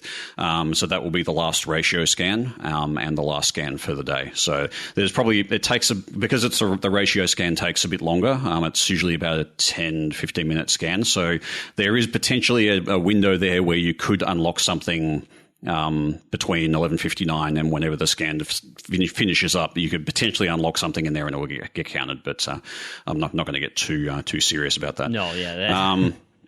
It's 11:59 will be the sort of cutoff point. I basically did that so we can get the ratios bang on the end of the month. Right. Yeah, for sure. Start the new month. Yeah, so if you and as the list goes now, Terrigan, you've already updated that, so you're capturing the ratio decay as it happens live, right? Yes. Yeah. So every once a day, and only as I said, because it's a slow scan, only once a day at the midnight UTC time point, all the ratios get scanned in and re-entered. So anything that's decayed over the month will be live. So your score is not dramatically going to change at all unless you start unlocking things. So that's been updated. You're essentially seeing live scoring. Terrigan's got this thing ranking and sorting itself. I mean, it's a piece of art. It's beautiful. So look for your lists now. Then October 1st, brand new lists. And I mentioned this on previous shows, I'm so excited about my UHH list and my October list because I have narrowed down my games to games I want to play. I look at my to-do list right now and I'm like, yeah, what a pile of garbage. I don't want to start any of these games. I like Mafia 2, Sacred Citadel, Sacred 3. It's like, I don't want to play any of those. Like, they just showed up because of Games with Gold. I'm like, you know what? Games with Gold, gone. Get out of here. Yeah. So that'll be interesting to see how the crossover is with UHH when that kicks off. Yeah. Which is only a couple of days away, so it'll be going by the time this comes out. Yeah. Now, of course, getting the two lists. The UHH, you're likely going to want to focus on that one because it is only a week long. Our lists are a month long. So your UHH list is 1 week, and you will get the opportunity to do 3 weeks before there's a cutoff. And so, of course, your scoring over these 3 weeks for the UHH will determine whether or not you're in the final 512, moving on to the weekly eliminations, the head-to-head matchups. You'll still get matched up in kind of pool play here, but Terrigan, did Rich end up adding a bonus if you quote-unquote win your head-to-head? I forgot the rules. Did they add that? I think they did. I think it's too. if you win the match out, it's 10 points. Plus, you get points for every the achievements that you've done. Yeah. So if you win and get 20, you can get at most 30 points. Yeah. So the minimum they were talking about it and just talking about what the minimum score would be needed to guarantee getting through to the knockout rounds. And the minimum score you could get just getting 3 wins would be 33 because you're getting 1 achievement plus 10 points for the win. So that's 11 per match theoretically if you get a 1-0 win. It's definitely 10 points per win. Yeah. So there you go. Awesome. So moving into listener feedback, I totally forgot. We got this email a while ago, and so I want to start off because we missed it, and I feel bad. So bonjour, Cedric. We appreciate you listening out in Paris. He reached out to us and asked about, he's like, I'm listening to a podcast and a new gamer score hunter. So welcome to the club. We appreciate you being here. And he's heard on several occasions about this easy list of completable games from Mecca. Mecca. Maka. And so he's like, where's this list? And so Terrigan, thank you for picking up the mantle on this one. But now on the Z2Z forums, we have links to Maka's lists, his 2015 list, his 2016 list, as well as, did you put in some of the Reddit easy lists, or were those just links to Maka's lists? They were just lists to Maka's things. He posts them in his own. He's got his own little subreddit there. Yeah, he does. I just grabbed those. Of course, so I was hoping with that thread that we would be able to add new games as we come across them. So obviously things like Ben-Hur or NBA the Prelude and things like that. Yeah. I should probably add Dear Esther on that, but anyway. Well, and it'd be nice to, like, if we could, kind of like How Long to Beat has their list of, like, short games and whatnot, but, taking Maka's lists and compiling them with old, like, Avatar, and, they might be difficult to find, but, like, ranking we could have our own ranking of top easy completions just down the list and sortable by year and all sorts of stuff. And certainly I can take from my experiences when I did the world record attempt. I've got a huge list of games that were just very quick to get a certain amount of points in. So not necessarily a completion, but there's a lot of games there that you can get quick points in, which I can certainly farm for that particular thread. Yeah. So I'll do that later. So there you go. So thanks again for listening. We appreciate it, and man, it's a nice outreach out to France. So that's cool. No, the Nighty. We'll have the Nighty come on. He was going to draft up an entire opening monologue in French for me, but my French is severely lacking since high school. So I'll give you the bonjour, tip of the cap, and we'll move on. Big game release this week. What? Big game release this week was Forza Horizon 3, and Lord Chabello was real excited about it. Randy, did he put a note on your friend feed as well? No, I was just pulling stuff off of your friend feed. Yeah, did you read it? Did you read my friend feed? Yes, I read your friend feed. It's fantastic. So I gotta just relay this because it made me chuckle. And I had to explain to my wife. She didn't think it was as funny for some reason. Maybe you just have to know Crandy. But Lord Chabello jumps in and says, Forza 3 is amazing!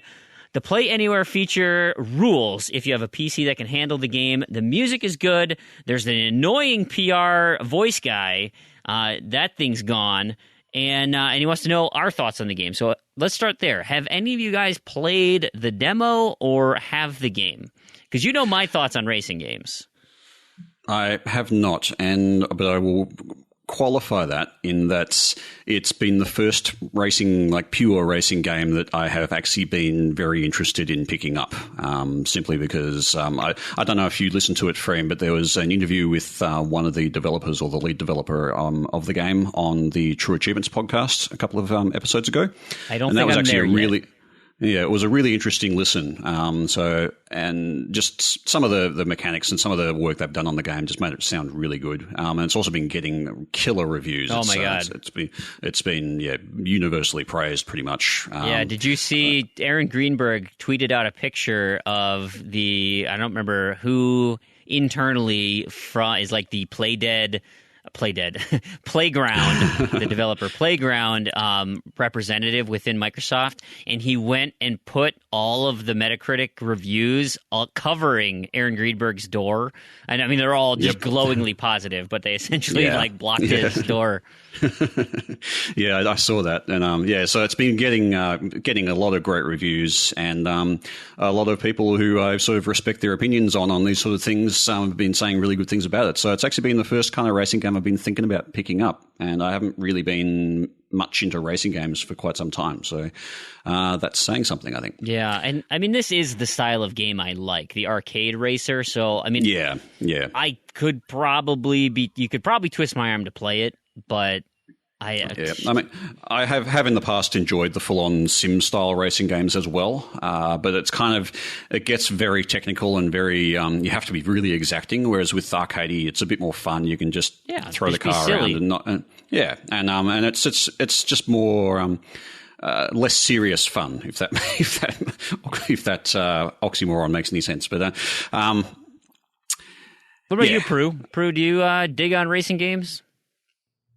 Unless it's Mario Kart. Yeah. No, it's not my thing either. It's just, like you said, if you're having fun, that's fine. But racing it's really kind of more miss than hit for me. Sure. What about you, Crandy? Yeah, Forza? I'm in the same boat. Not a racing I've got a few. Well, I like Juice too. I like that one. God, but weird. In small doses. Juice 2 is like it's a drifting game. It's like it's not really a racing. It's if I had to classify it, I would call it like an arcade drifting game. It's like it is an arcade racer, but so it's kind of, that sounds like Need for Speed. Sounds like Mario Kart. Maybe. I don't know. I haven't played Need for Speed, but I like Juice 2. Yeah, I got I still have both versions on my tag. Got to finish those up from like 10 years ago. Well, isn't one of them actually not completable? Or is one is something else. That's the one that keeps me from 100% Games for Windows Live completion. the infamous Game for Windows Live version. Yeah, which is a train wreck. Well, the 360 version is a train wreck too, but that's a whole different thing. And I think I've still got Forza 2 on my tag from when the auction house closed. I was like, oh, I have that. I guess I should do it. Never went back to it. This was like, 4 or 5 years ago when that was a thing. Yeah, you should get on that. It's a quick completion. Yeah.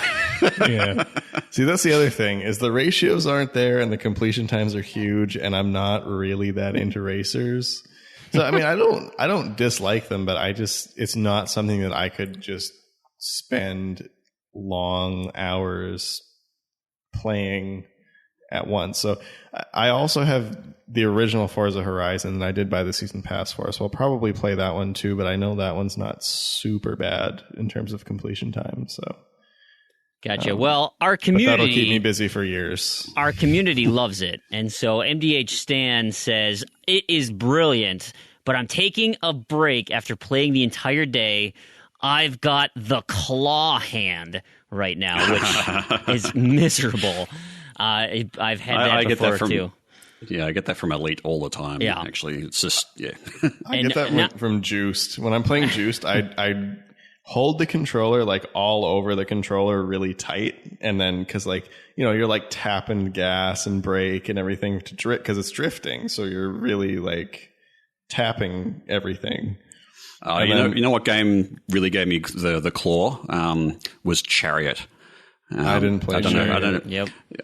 Because with Chariot, basically what you're doing a lot of the time is you're clamping down and you're also holding one button constantly to reel in something, and you're just having to do this all the time. And particularly if you're playing with a partner, you have to hold that to make sure that they can swing and do things. Your hands get so tight and tight. Yeah. It's so ridiculous. I feel like that's going to happen on Crimson Dragon for me, because you're supposed to hold the controller weird, so you have your multiple fingers on, so you don't have to move the thumbsticks, and it's just a weird way to hold it. And I mean, not necessarily this, but the fact that you just have to compress a button for hours and hours. That's the killer. So not to I be, was getting it on BioShock Infinite too, when I was doing Clash in the Clouds, because you're just ripping through the levels and like swapping plasmids, swapping weapons constantly, and like running and everything. So I kind of had the same. Although I do have a nice squishy skin on my one controller, so the claw is a little less bad. Nice. I was going to say you had a little bit of squishy skin on your finger. I was going to say, what? We've got, of course, not unexpected, RR56 Cooper S11. He says, I totally agree with Lord Chabello, and I even have my character named Cooper. So he says, go on, Fream. You know you want to play it. You really do. X-Tower says, well, I had to pre-order it just to stick it in Crandy's face. I got a free car. So he's pretty stoked about that. It's not worth it. It's not worth it. Because if you didn't pre-order it, that car would have just been on the disc or in the download. So Cooper comes back and says, Crandy wants to play it too. He just doesn't know it yet. And Big L is like, well, hold on. I'm sorry. I'm still listening to the last episode of the podcast. Crandy is still talking. So, well, get ready because there's going to be a Rain Cloud episode coming soon. Is that next week? I think it's next week. Is it next week? That Oh, I get yeah. the Rain Cloud episode? You guys, this is going to be so depressing. Okay, so if anyone's listening, I need a Rain Cloud guest. Somebody who is at least as miserable as me. So that's impossible. Close to as miserable as me. I am not entirely sure that's even possible. But we'll see. We absolutely will see. They can bring Randall Thor back. He can be. He can run negative if you want him to. Yeah, but he was like surprised by how negative I was. So, I mean, That's true. I mean, if that's as rainy as it gets, we can do that. Yeah, We can do that. Mercy. We We'll get had something a figured ton. It's been raining like crazy up here in Minnesota, and so much so this week that we've had tons of flooding up in my area. And like my backyard fills with water pretty extensively, but like my kids, we've got this huge soccer complex. There's like, I think 20, 35 fields, soccer fields. And so they got games and stuff. Well, they canceled the games for this weekend because like 30% of the fields are now lakes. Like they're literally ducks swimming around on these things. I mean, it's astonishing how much water fell. Yeah, that's Are you weak. talking like 35 Wake. fields, like indoor in a complex, or No, just throughout outdoor, the city? No, outdoor fields on one giant plot of land. It's broken up That's into ridiculous. It's huge. It's called the National Sports Center in Blaine. And so I live right near that. And yeah, it's massive. That's where the they do now, but the Minneapolis football team plays. They play up here. So it's a huge. That's spelled F-U-T? I did. Football? Foot. Okay. The real name. I put the umlauts on it too. What is that exactly? Is that like soccer in space or something? Football. It's like Rocket League with no cars. Oh, okay, that works. Like Rocket League with people.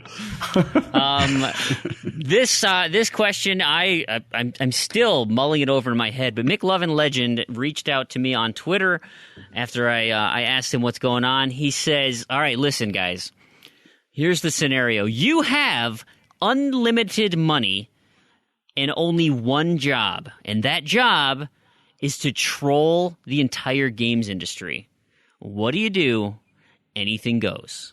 I got really excited about this. This is a great question, McLovin. Really fantastic question. So I assume, because you actually retweeted it and commented that you were excited about it, I feel like you went into your little, you converted your studio into a mad scientist lair and just mulled this over for hours. You don't have a job, right? In his So, cloud okay. cave. No. See, we should have repainted the studio gray. It's actually blue, like clear skies. But when I'm in here wearing my rain cloud suit, I can kind of gray up the blue skies. So it's rainy right now. If a rain cloud didn't have a blue sky to ruin, would it really be a rain cloud? That's true. That's a good question. So, all right, what do you guys have? Have you guys? So, who has an idea so far? Crandy, do you have something lined up? Okay. I have a few. Tarragon, you have something lined good, up? I've got an idea. Okay, I also have an idea. Prue, you ready to go? I'm gonna have to think about this. All right. I'm gonna listen you to what mull you it guys have to over. say. Yeah. Let's hear who wants to go first. We should have a vote. I'm too. not going first. Okay, All right. we can vote. We can Tarragon, vote. I'll go first. Okay, I vote Tarragon as well. No, All right, I meant vote on who's got the best idea through the community. Oh, I see. Right. Not who Yes. goes Okay, first. we can do that. Okay, well, my one was pretty simple. I kind of went back to an old favorite, which I don't know if you guys have ever heard of Jack Thompson. No. No, he's relatively infamous for bringing a number of very frivolous lawsuits against game companies for having violence in games, and has been an activist in that particular area for years. So much so that he actually ended up getting disbarred. His history is quite interesting, and he was rather infuriating for many of the game industry. So what I would do, I think, with unlimited money is I would basically just fund him. That's great. Yeah, Give him infinite funding and let him rip. Ultimate troll. It's pretty good. He became famous. I mean, it was essentially during the time of like GTA's rise to popularity, right? Like that's when that was his big thing. Was like, oh, it's ruining the lives of children and that whole thing. And it was. Didn't Tipper Gore have something with that too? Like she was really like ban all the video games and music. Probably, and stuff. But Jack Thompson took it to a new level and used some really referred to some very dodgily done trials and information to back up his views on these things. And it's an interesting story in and of itself. But I won't go into further detail. But I would just fund him to do whatever he wants. Really, I have a friend of mine who he's a lawyer, and he like me, and if you guys don't know, I'm a raging liberal, and so he and I were always on like the, screw the big government, big corporation, we don't want that, spread the money, all that kind of stuff, and he was always an activist for, those corporations always trying to get one over on the little guy. And so then I started going to law school and stuff and reading about all of the frivolous lawsuits that come out. And he's like, man, human beings suck. Like, these are the worst types of things. And he's like, I feel bad for these big companies having to deal with somebody, spilling coffee on their lap or, just signs everywhere and all this. He's like, I have to work for the machine now because these people need to be put in place. They're running rampant with frivolous lawsuits all over the place. And so now he works for like a gigantic company on their law team. And he's like, this is great. See, as long as he's not like a lobbyist or something. Like, No. Yeah, see, that's a whole nother evil. Yeah. It's of course political season here in the States, and so I've got all my really? I know. I hadn't noticed. Well, take the national election aside, you got all the local elections too. And so I've had my local representatives, walking around, knocking on our doors, and it's like, you recognize them from all their stupid billboards all over the place, and it's like, God, why would you ever want to be in politics? Like, that sounds like the worst job. It's like literally you get nothing done at work for 2, 4, or 6 years, and then you have to convince a bunch of people that they should just send you back. And you got to spend a ton of money, and you might not have a job in 2, 4, 6 years. Like, blows my mind. Fream. I've never had the civic call. Fream. What's that? Have you ever held a big pair of scissors and cut into a nice big red ribbon? Then you'll never know. That's what it is. Gosh, that's what I'm missing, man. And the women in the Coke, I think, as well is the other part of it. Oh well, that's secondary. That doesn't matter. That fantastic. So, all right, I'll go. Okay, my plan: unlimited money, right? So what I'm going to do is I will head off all of the console distribution. So the Xboxes, the PlayStations, and whatever Nintendo has, and Steam, right? So obviously it's harder to do Steam, but what I'm going to do is make it so that everything has to be integrated with Kinect. So everyone has to use Kinect 1.0 to get into their games and to play them. Controllers would completely not work. And everybody has to use a Wiimote as well. Yeah. With the Kinect, yeah. So the Wiimote does your hands, and then your arms and body is with the Kinect. That's what I'm going to do. So that's my troll for the universe. Crandy, what do you got? Well, see, this goes hand in hand with one of the things I hate most. So I get double satisfaction with this one. So what I would do is I would buy Steam. Now, I know that's a lot of money. Okay. Like, we're talking like $1 trillion here, but it's unlimited. Money's unlimited. Who cares? Got all the money in the world. Buy Steam, shut it down. No notice. No refunds. No compensation. It's your whole library gone. Steam is gone. PC gaming collapses. Xbox rules the world. So that's it. But you haven't trolled all the gamers. Profit. Just the Steam gamers. But that's a lot. Like, that's the majority.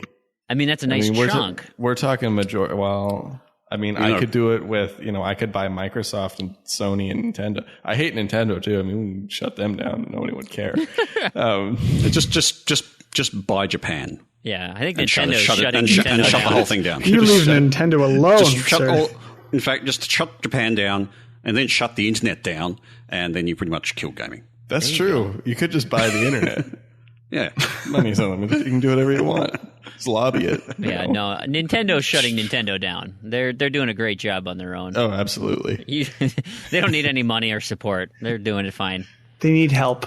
Someone needs to come along and help them. They need to die so somebody else can buy their IPs and publish them on other platforms. You need to leave Nintendo alone, sir. Have you tried to listen. play the NES box on your Xbox yet? I have not. Have you seen that? I have. I have seen a lot of So the emulator works through OneDrive, so you can play old emulated Nintendo games on your Xbox One. Of course, no achievements or anything like that, but it's the nostalgia, baby. So, Prue, let me clarify. I used to enjoy Nintendo a lot, and I still enjoy my old Nintendo consoles. I subscribed to Nintendo Power for a number of years. I was a big Nintendo fan. But then something happened. Something happened along the way, and they started being dicks. And just, I cannot get everything all the time. I see, Nintendo is like dumping on their fans. Nintendo doesn't want people to stream Super Smash Bros. Melees. Nintendo doesn't want people to do this because who knows why all the time. And I cannot get behind Nintendo, period. Like, so this is actually sounds very similar to me with Sony, because I see Sony doing a lot of that stuff, and it really irritates me. Yeah, they've been doing that for a long time. But it's kind of the same thing with Steam. It's like Steam is this. I mean, it's a private company. I have no idea what they're worth, but you can imagine they take probably 20% of like 95% of PC game sales. That's a lot of money. It's a lot of money. Here's the thing, right? Nintendo, I mean, they've built up so much goodwill with me. I'm not going to speak ill of them. Not to say that they can't do anything wrong. Certainly, I won't argue that point. But the quality of product that they put out is still, even to this day, at a level higher than any other company, I would argue. Depending on that's very circumstantial. It's very dependent on what you're arguing about. But I mean, man, like even the most recent the Marios and stuff that are just head and shoulders above anything else on any other platform. I thought Mario Maker was super lazy. Okay. I have a big beef with that one. If it was $20, fine. $60 game that has no content. Ridiculous. Oh, like Minecraft doesn't have any content? Okay, but Minecraft is different though. Minecraft now has it's a survival game. If you're playing Minecraft, and also Minecraft never cost $60. No, exactly. That's the same thing. Yeah, it's $20. It's a $20 game. That's fine. A creative tool for $20 is fine. But when you start charging AAA price for a tool set with nothing in it, then it's like, here, build it yourself. Well, but it didn't launch as a beta. I guess for 4 years. Yeah, that's true. I guess. So, Prue, I guess your troll would be to make Nintendo great again. I don't have to make them great again. They already are. Haha, I'm still trolling you people. No. You can keep telling yourself that. Make Nintendo great again. No, That's of course Prue's campaign slogan. Oh, man. No, Brilliant. the Nintendo's goodwill has run out with me. It carried on for a while, but unfortunately, they're dead to you. Yeah. I'm real interested in this NX. I'm really curious. And my son... there's so much weird stuff. He doesn't have a TV. It. He's 8 years old, doesn't have a TV. I'm not giving him a TV in his room. He probably will at some point, but guess what? Family TV is either for us watching TV as a family or Dad's playing Xbox. So he's going to have to find something else. So if it's a little mobile tablet thing, you better believe we're getting an NX. I don't know how that's going to work. If that's true, like, what is it going to stream? I mean, like, streaming games don't work. It'd be like a docking station. That's what I envision as a docking station. How are you going to have the guts in something small enough to dock? It's going to be an Xbox 360, essentially. It's like a glorified 360. So Nintendo still has not learned. Oh, yeah, they don't give a crap. They're like 2 generations behind. Yeah, again. They don't care. They've never cared. They've never cared. Do you not realize that there's a pattern here? Like, when you're that far behind, you don't get any games. Like, but they've hung their hat on first party. Like, that's all we got right now. Now, I know they've moved. I think they're going to the one. I think that's like the current one PS4 today is their benchmark for processing speed and whatnot. I think that's going to be tough if it's a tablet. It could be. Yeah, very tough. Could be. It's going to be real tough. But it's the thing. I don't think it's going to be a tablet. You could, but it's going to be like $3,000, like a Surface. Yeah, it could be. I don't know. We'll have to see. We'll anyway, see. Prue, we haven't heard your troll yet. I think that's yet. the end. Yeah, I'm gonna go with that. I'm definitely gonna go with that. Let's make Nintendo be the leader in the games industry right now, because it sounds like, according to what I'm hearing, people wouldn't like that too much. Well, the thing is, if they stop sucking. So here's I don't want to get too far down this rabbit hole. I yes, of course they suck. They do. I'll admit it. I think the ultimate troll would be actually to release all of the Nintendo first party IPs on every other platform except you hide it all behind paywalls. Yeah. So or you could microtransaction the crap out of like anything, right? Zelda, you want to play the next dungeon? $5. Yeah. There it is. So every star you get in Mario 64 on your iOS, you have to pay 50 cents per star. Or you have to pay per jump in Mario. That was like today. I went to the gas station, put air in my tires. I wanted $1.50 for air. I did not buy it out of principle. I also didn't have enough quarters, but I didn't go back. I had enough quarters at home. It's just like, no, I cannot. $1.50 for air is absurd. I saw that in the chat. I thought that was baffling because it's like I think it's actually, I think it's law here that basically it's kind of a safety thing. It's, you need to be able to put air and water into your car. It's just this is America. You think air is free here? No. No, ain't nothing free in America. So, Prue, that ain't free. Did you spend any time on the internet in Twitter yesterday or just before this show? They had a trending topic, hashtag Nintendo a film. And so they went and took Nintendo games and kind of morphed them into popular movies, like the popular How to Lose a Shy Guy in 10 Days. Or Nintendo sue every one of them. I don't know. To Kill a Mockingbirdo. Nice. We got E-Cans on a Plane. They'd have no cause for suing there just incidentally because it's all parody. Donkey Kong Country for Old Men. Dr. Mario or How I Learned to Stop Worrying and Love the Babam.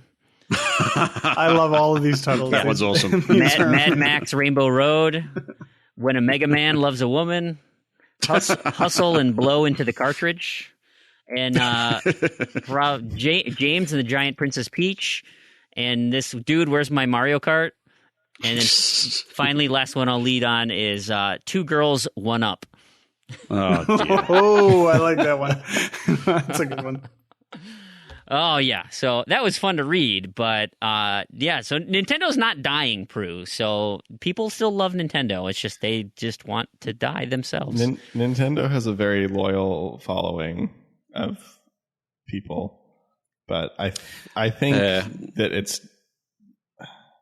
I want to say it's dwindling. Because, when I was in it's an interesting dynamic, I think, to be drawn. I think a lot of the love for Nintendo's first party IPs will actually be. It's probably hitting a younger generation than, say, the regular consoles, like the Sonys and the PlayStation, the Xbox.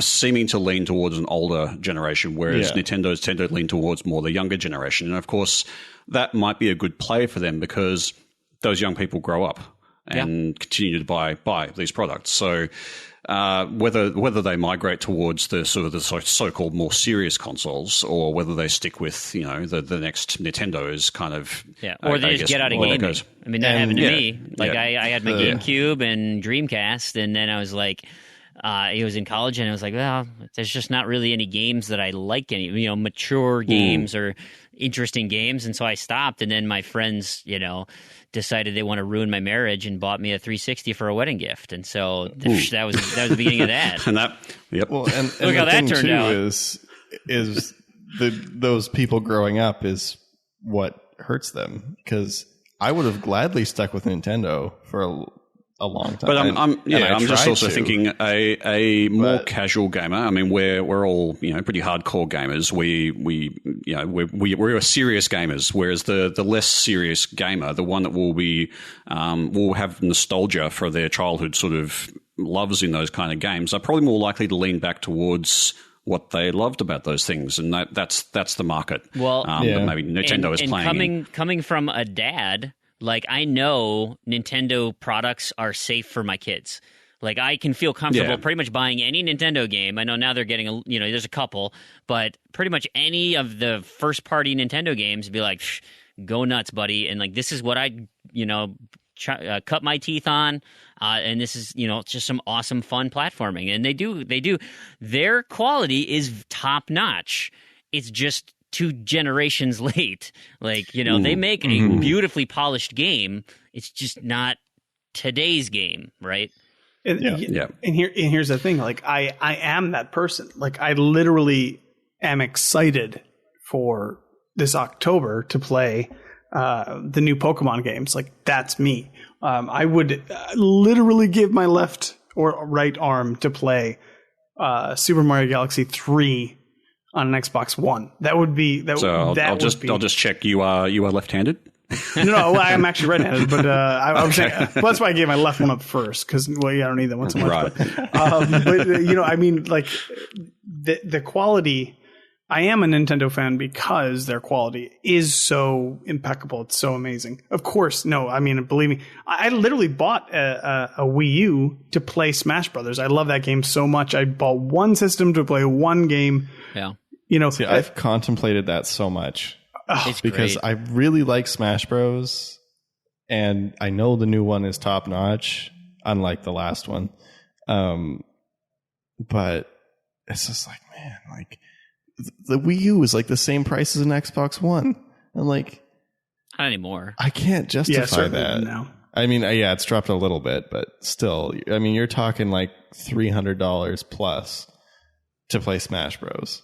Yeah, no, absolutely. It's a good Smash Bros, though. It's a real good. It's a real good Smash Bros. I know it's good, but it's like I don't have any friends that play Smash Bros. Well, I think I have like maybe 1 or 2 friends that play Smash Bros. Tops, and it's just like I can't justify that. I'm going to switch topics here, and then we're going to move on. But I thought of one other thing I would do to troll everyone is I would switch everyone's input to Southpaw. Oh, that's a good one. Mandated. Yeah, mandated Southpaw controls. Or even just invert it. Just give them inversion. Both. And that inverted Southpaw. You guys are screwed. Yep. So even invert people who normally play inverted, they play normal. Hey, so speaking of inverted, Terrigan, talk about PAX Australia. Okay. Yes, PAX Australia. I will be at PAX Australia from the, when is it? It's the 4th to the 6th of November. PAX Australia is in Melbourne this year, so that will be cool. If anybody else happens to be in the neighbourhood and is going, let me know, because we could maybe hook up. Now, Larry Herb, Xbox's Major Nelson, is doing the keynote there, which will be pretty cool, so I will be able to report on that. And I'll see if I can record some just some short notes of each day. That's awesome. and do a recap. Another thing that's happening down in Australia sooner than that actually is the EB Expo. Now, EB is essentially EB Games, which is the equivalent of GameStop in Australia. Right. They're owned by the same parent company. So EB Expo Sydney is going from the 30th of September to the 2nd of October, and they've actually just announced that Phil Spencer will be appearing and doing the keynote there. So Phil Spencer from Xbox, and it's actually his first time in Australia. So if anybody's going to that, we would love, or I would certainly love to hear what their thoughts are on Phil Spencer and what he has to say. That's awesome. Are you going as media, or are you just a dude? I'm just a dude. Cool. But you're going. But that's awesome. I've got the full 3-day pass. So the plan was to go and basically report back on as much as I can that's relevant to achievements and the show. So yeah, I would love to. So my wife asked, she's like, "Hey, would you ever want to go visit Terrigan out in Australia?" I'm like, "Hell yeah, I would." Like, have a trip to Australia, and I could probably bunk with him. Well, not like with you, but I could at least stop by your house for a night. But it's like, because she's like, I might be able to get out to Australia for work. I'm like, oh my God, that would be awesome. Have a meetup. Definitely come over and we can do some. Oh, you know what else happened this week? So I can show you Elite. I remember. So I don't know if I mentioned. I think I have, but I've been doing the kickboxing, the workout thing, the little 10-week program. Well, my wife did it this summer. She had her little 10-week thing. Well, that just ended last week, and so and she did awesome. I mean, like, it was crazy. She didn't have anything to lose. Like, she was small, but she went nuts on this diet and just ridiculous to the amount of detail that she went into. You're supposed to do a 40% protein, 40% carbs, 20% fat. And she'd do her macros and be like, oh my God, I'm at 41, 39, 20. Oh, I'm so mad. And she's, 50 milligrams on my sodium. I'm like, that's that getting literally is a grain of salt. You literally had one extra grain of salt. Anyway, bless her heart. So internet, you just missed out on the opportunity. They called up the top 5 winners or the top 5 finalists, right? You do measurements, you see how much you've shrank or lost or whatever, how much muscle you've gained, but all these things. And because she was so petite to begin with, and she didn't lose a ton of weight. I was going to say, it's a bit weighted against people who don't already have something to lose. So all of a sudden she gets called up in the top 5. No pun intended. And I'm like, whoa. I was surprised she was in the top 5, but I know how hard she worked. And so I was like, okay, awesome. That's fantastic. Well, all of a sudden then they're like, okay, and first runner up, second place, Katie Fream. I'm like, what the hell? Oh my God. She got second place. So unfortunately, internet's lost. Awesome. You guys missed out on seeing pictures of my wife in her underwear, because you got to see but the winner. So we had a friend who, and she lost so much, she totally shrank. I mean, it was amazing. We thought she was going to win. And they threw up the picture of the winner, and it was audible gasps from people holy crap. This woman, and when she went up there as a top 5, still had a lot of work to do. I mean, she was not thin. I mean, she was still obese and had things to work on. But over the 10 weeks, her initial picture, she was her stomach had extended over mid-calf, mid-quad, halfway between her knee down. I mean, it just oozed over her pants up, and then she lost so much weight that it is now a normal stomach. I mean, it's bigger, but she I assume she has tons of extra skin now and stuff. But just seeing this picture, it was oh my God, yes, you definitely win.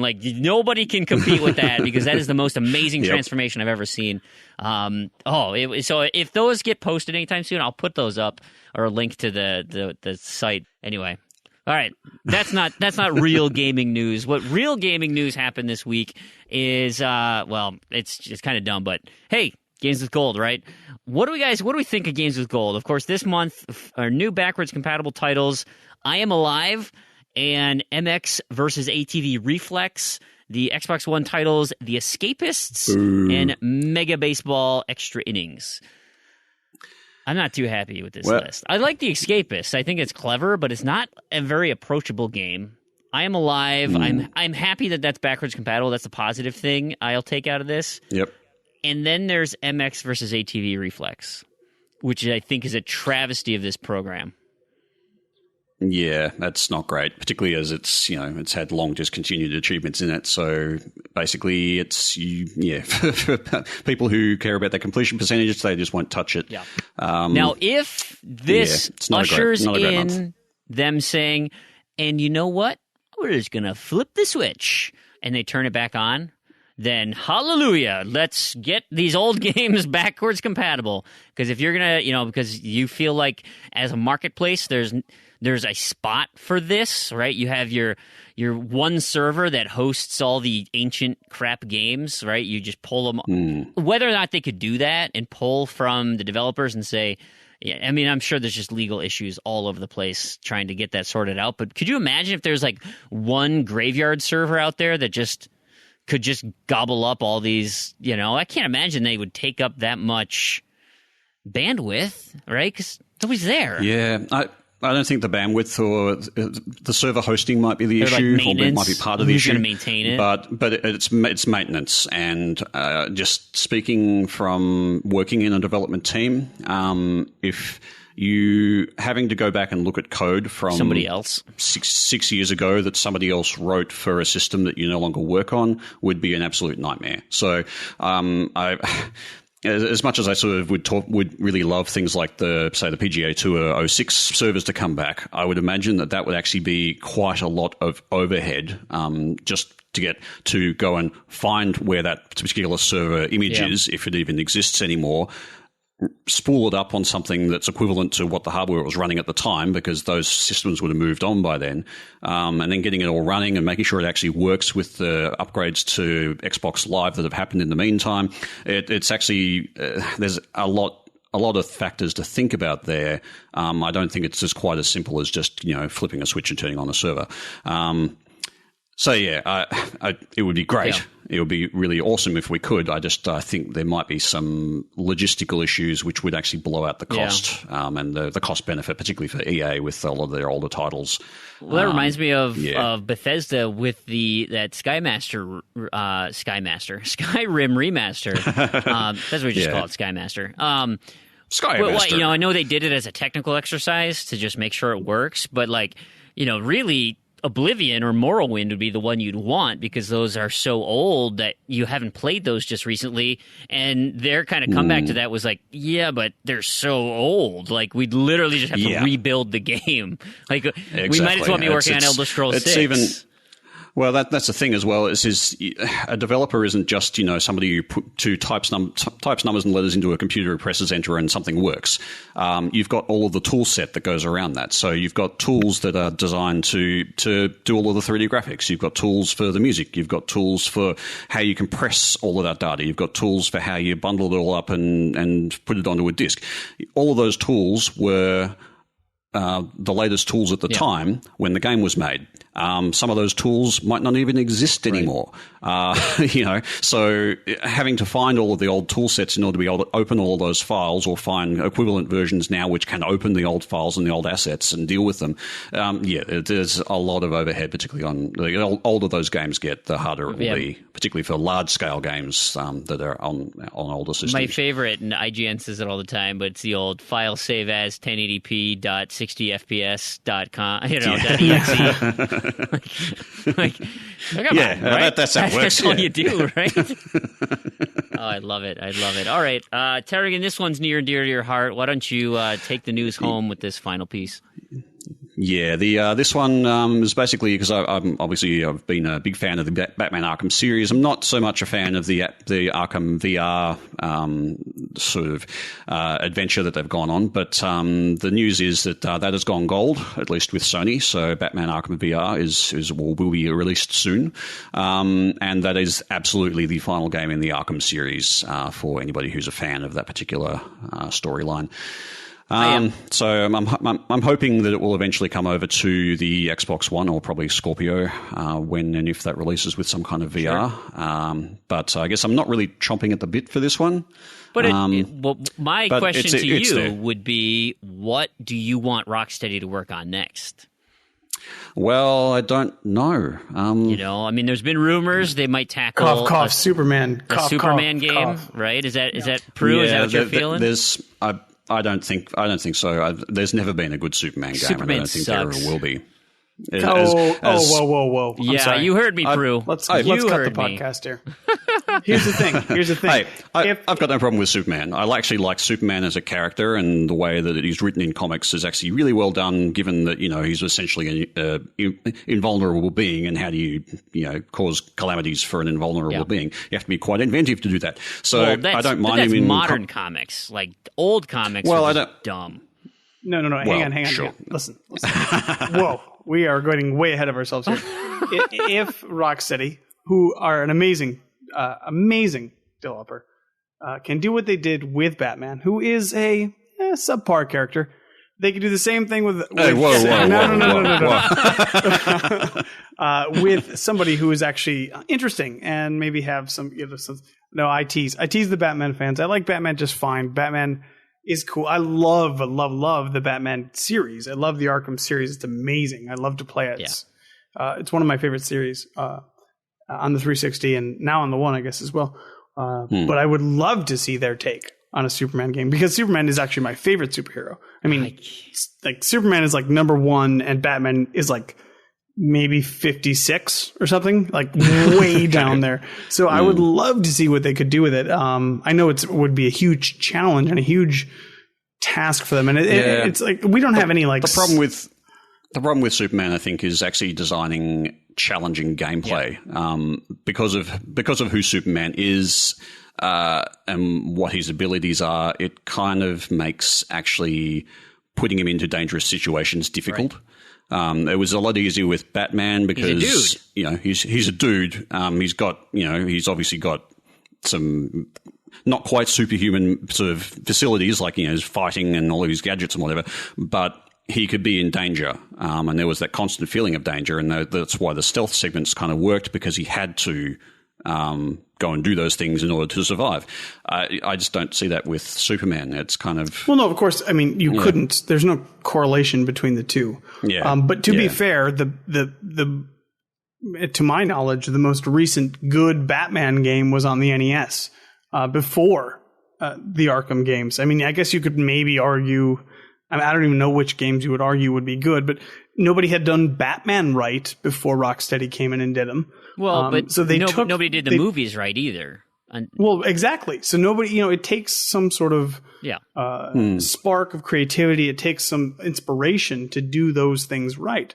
And you're right. There would be very different challenges with Superman, but they're no more insurmountable than they would have been with Batman at the time. Well, no, and to your point, the new comics actually do a really great job of creating interesting scenarios where, like, the old radio shows were like, the plane's going to fall out of the sky, you better catch it, and, like, there's just nothing that can really hurt him. But, so now they've come up with creative ways to put people around him in peril, or scenarios that, I mean, even, like, the baseline story for Injustice, I thought was ingenious. Like, why, or what, the dawn of Batman versus Superman, Dawn of Justice, the base of that movie, which is I mean, the base of that movie, I think it actually mixed a few of the comic lines, but the base of that movie is actually seated in a years ago story of how the Justice League formed in the first place, and Batman and Superman were at loggerheads for the very reasons in the movie,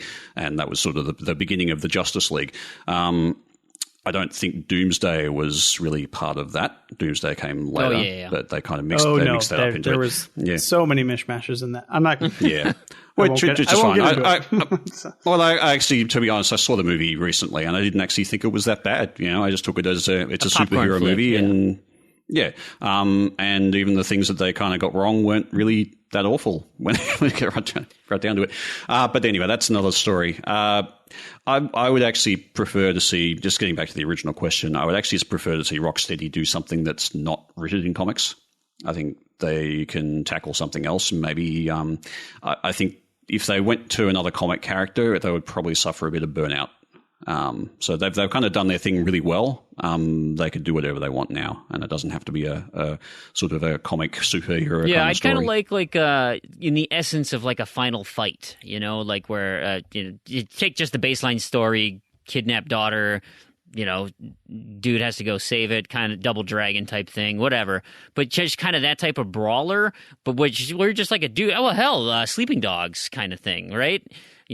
Come up with an interesting narrative of just some dude who's, pretty good at fighting. Could be, bar fighting, could be, and maybe that's the hook, is that you can pick your fighting style. You want to do Taekwondo, you want to kickbox, you want to do boxing, and that they could have different fight mechanics based, maybe 3 or 4 different fighting styles to play through the narrative. I don't know, but I think sounds like Killer Instinct. Well, but I want a 3D realized world, and then you got to throw in the Riddler. I think we can all agree on that. and the Riddler trophies have to have those too. Yeah. No, come on. Oh man. And the challenge As modes. far as superheroes go, I think Spider-Man probably presents like the most interesting, but I think I'm actually really happy. I'm not happy that it's on PlayStation, but I'm happy that Insomniac's doing it, because you could see the seeds of a Spider-Man game in Sunset Overdrive.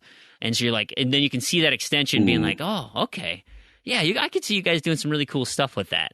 Mixing maybe some of the combat from Rocksteady and some of the, high-flying web-slinging action of like a Sunset Overdrive movement type thing.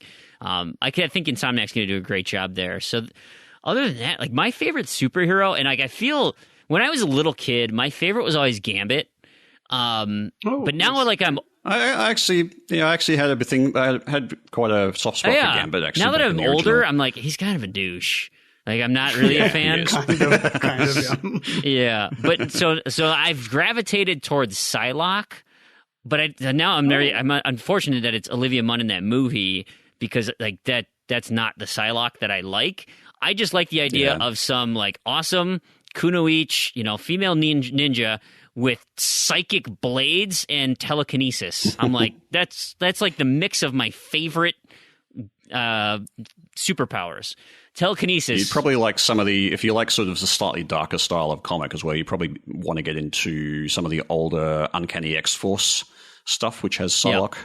That's previous Wolverine and stuff like that. And what I appreciated it too is that you had a telekinetic, her powers, and it wasn't Jean Grey, because I think Jean Grey is the worst character in comics. I'm just going to go out right and say it. Like, I think she is the biggest pile of crap, and I hate her Dark Phoenix story. I hate everything about her as a person. Like, the worst. You've tuned into Z to Z Comics Festival. This after the 40 minutes of Crystal Pepsi and Yep. Yeah, Jean Grey is kind of an interesting one. I actually really like Jean Grey as the person, but she just became a bit too powerful. I feel the same thing with Rogue, actually. It's sort of like those characters become kind of they can solve everything characters, and they become a bit too easy to use to get out of bad situations, and that makes them rather dull as characters, because basically whenever something goes wrong, you just turn to this character. I think you probably relate to this, Prue. It's kind of like during the Next Generation, it'd either be Wesley Crusher or Data who would save the day, and it's one of those two characters that always comes in and does something stupendous, and they're the people who fixes all the problems. It becomes a little bit like that, where it doesn't matter what you're watching or what you're seeing, you know which character is going to finish up. Yeah, I think with Rogue, though, is like, because she couldn't touch anybody, she was so fractured as a person. Whereas like Jean Grey is just, my brain hurts. Like, that's just crap. What a crap character. Yeah. Have you? I don't know if you've read any of the new where the original X-Men actually came forward in time, including Jean Grey. So not old Jean Grey, but old, like really young Jean Grey before she became Phoenix, is now in the current present out of the X-Men universe. Yeah, so that was actually a pretty interesting storyline, and she was an interesting character. Do you venture into Marvel, or are you like the DC world, or kind of dabble in both? Oh no, I love both. Okay, very very much. I mean, I'm at this point I'm a Marvel Cinematic Universe super fan. Yeah. So I pay more, like I'm more interested in that aspect. But of course, like I mentioned before, Superman is my favorite character. So I like them both for different aspects. It depends on what the medium and how we're experiencing them. We just watched Marvel Agents of S.H.I.E.L.D. tonight, the new season where they're introducing Ghost Rider. And so after what happened last season, the end of it, right, they kind of closed that story arc. And then, so we're watching this and my wife's like, are they going to like recap us on kind of what happened last season? And then all of a sudden, boom, right into the show. And she's like, okay, I guess not. And then all of a sudden it's like all these things happened. And we're like, are you going to address why Coulson's not the director anymore, or what new S.H.I.E.L.D. is, or what's going on over here and what's happening? And we kind of were just mulling it for a little bit. And I said, you know what? There were like 3 Marvel movies that came out. I bet if we went and watched Civil War, we probably know what the hell's going on. But I am so far behind on my Marvel universe. Like, I feel lost. I'll just give a belated spoiler warning there for anybody. You've just probably mentioned a fairly pivotal plot point from Agents of S.H.I.E.L.D. there, unwittingly. Really? And if you haven't watched Civil War yet, you should watch Civil War. Absolutely. I can't even I haven't seen it. No, I want to, but I can't even see how that would be a spoil. Well, maybe. I mean, but it's whatever. I don't know. Coulson is no longer the dude from S.H.I.E.L.D. It's like, hang on. That's a big thing, he's not isn't it? dead. I mean, like... Oh, sure. But, he was in the Avengers. Yeah, that's right. He did die. He did die 7 years ago. They brought him whatever. back to life. Yeah, so... Who cares? They can do whatever they want. Anyway, that's probably enough comic talk. Yeah, let's finish up this show. Hey, we don't have any knobs and discos this week. Nothing to talk about. Everything's all fixed. But we do have 2 new backwards compatible titles. Word Puzzle. I am shocked you didn't have this, Terrigan, to be honest. I'm shocked I don't have it either. It did not show up. So, you know what? Maybe it's on... Anyway. And Call of Duty 3. So you got a brand new Call of Duty title to venture into. Yes, good old flag thrower 07 is what I call that one. That's not that fun. I have to go back and do on that one. I always convinced myself I was gonna do the only use the German weapons and only do melee only, and I'm like, this game sucks. I tried to do the veteran playthrough, and it was like. Yeah, your screen is just yeah. covered with grenade blips, and you're like, this is dumb. It's all run as fast as you can. Hopefully, you hit a checkpoint. Total garbage. So, I have 2 zombie news items. Number 1, little thing. It's actually from Bohemia's Twitter account. Bohemia is the developer who now owns the rights to DayZ, and that was supposed to come out on Game Preview. 2016. Well, we're kind of running out of time. So they went out, Bohemia Interactive went out and said, hey, all right, everyone, let's make the news stand out a little bit. DayZ will not hit Xbox Game Preview this year. So... That's old. That was back in November 2015. Why the hell is this coming up now? Anyway, they might have the dates wrong. Suffice it to say, we're still not seeing this thing. When is this game going to come out? I mean, really, what they're claiming is they're going to focus on the Windows part of it. They want to focus on the PC and make sure that that's up and running before they move it over to Xbox at this point. Yeah, isn't there a lot of kind of controversy around DayZ anyway, in that it's kind of been perpetual ongoing game alpha that's never really been finished or had actually any gameplay? It's super frustrating. It's like what E3 was that? Was that 2014? Yeah, it's been around for a while, and I mean they had the early access on Steam, and it was pretty alpha, and people were raving about it, but I'm not really sure why. Right. But and then there's been a bit of controversy about it. I know people are kind of annoyed with it now. Right. All right. My other piece of zombie news. This was courtesy of Saucy Slingo. He says this is just too good. I can't pass this up. Headline. Let's say the dateline. Orlando, Florida. And when you start with Florida, you know you're in for a treat, right? Because Florida is filled with disaster of people. So here's the headline.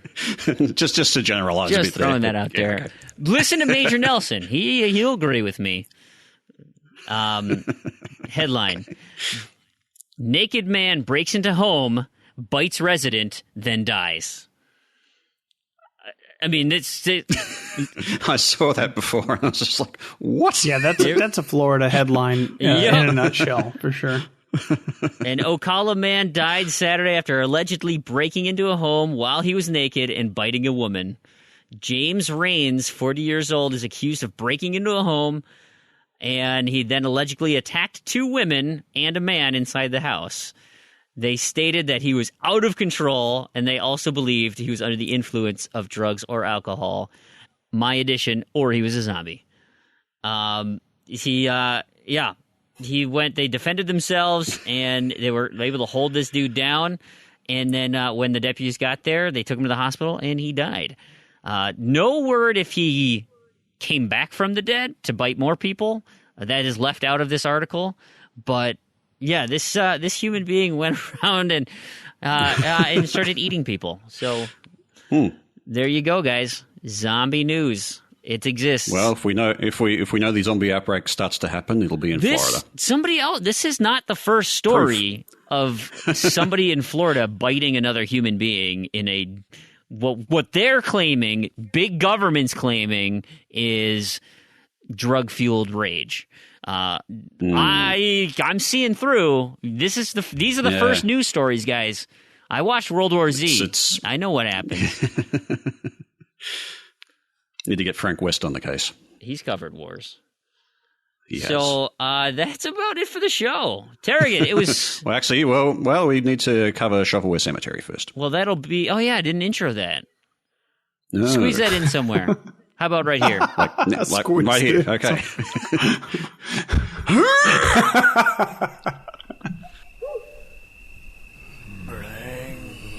Shovelware Cemetery. All right, this week's Shovelware Cemetery, we have our usual person, Damien. Yay! And we have guest to Shovelware Cemetery, Fream.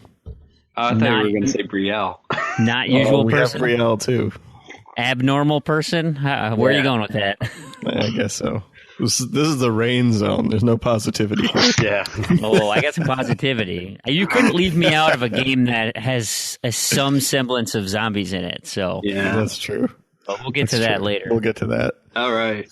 So we're going to start with Eventide then? Yeah. So Eventide is published and developed by Artifacts Mundi. They're almost a regular on the show now for the past few weeks.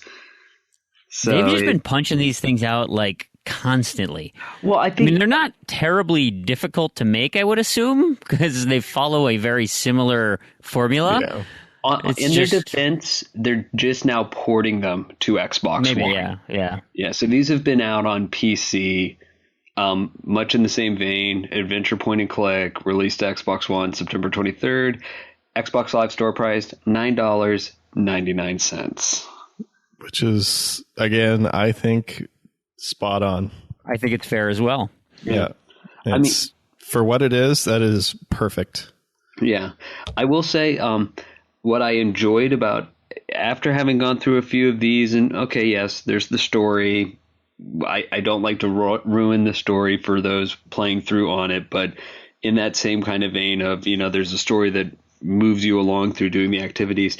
I was so happy on this one that I didn't have something like Dominoes or Mahjong or some other title. Like, this was the first one that we've done where it seems to be it's just the game, the hidden puzzle games or the little, puzzles in that, and you didn't have to choose between A or B. It's just, this is the only puzzle you have to do. So, yeah. Well, and I liked the fact that, so, I mean, I think we all talk about like the Telltale model of games, and like this is the Artifex Mundi style of games, right? They've kind of cornered this type of game. Mm-hmm. And it's very similar to every single one you've played. So whether it's Clockwork or it's, Eventide in this case, or if it's Nightmares of the Deep, whatever, they're all very, very similar. And what this one, I mean, so that the backbone, the thread is weird story with awkward voice acting. Like, I think everyone I've played, that's the case. And like kind of weird animation. Well, I think they're Eastern European. I think they're Polish. I'm pretty sure Polish. That still doesn't change the fact that they've got weird animation. I assume it was translated. Voice acting, so. Oh, maybe. Yeah. Okay. Like, because I know there's largely it's really good, but there are definitely a few sentences in certain places that when I was reading is kind of awkward. Like, they're not wrong, they're just not totally correct. Now that you say that, like because I had a vendor in last week and she's from Germany, but her English was impeccable, and like she enunciated everything so well that it was almost weird. Where you're like, you're doing it too good, like that, like you're not wrong in what you're saying, but like people don't talk like that, And now that you say that, and I'm hearing the story in my head, I'm like, that's exactly what that is. Where it's like you hit Google Translate and you're like, that's pretty close. That's close enough. It's not even just Google Translate, because I mean Google Translate you get really wrong, but where you have somebody who is very fluent in English translating this, but does not commonly speak English in an English speaking country. Yeah, so you don't pick up on the subtleties like a native English speaker would in certain certain situations. It's like I've noticed that with it's ESL. People that learn English as a second language and have a lot more of a by the book how things are supposed to be done versus being immersed in just local dialect and just. And I don't know if it's even just how things are supposed to be done, but just certain sentences that when you write them down and you look at them and you say, yes, this is correct, but nobody would ever say this sentence. Yeah. I notice that a lot with people from Europe that speak very fluent English, but do not live in an English-speaking or primarily English-speaking country.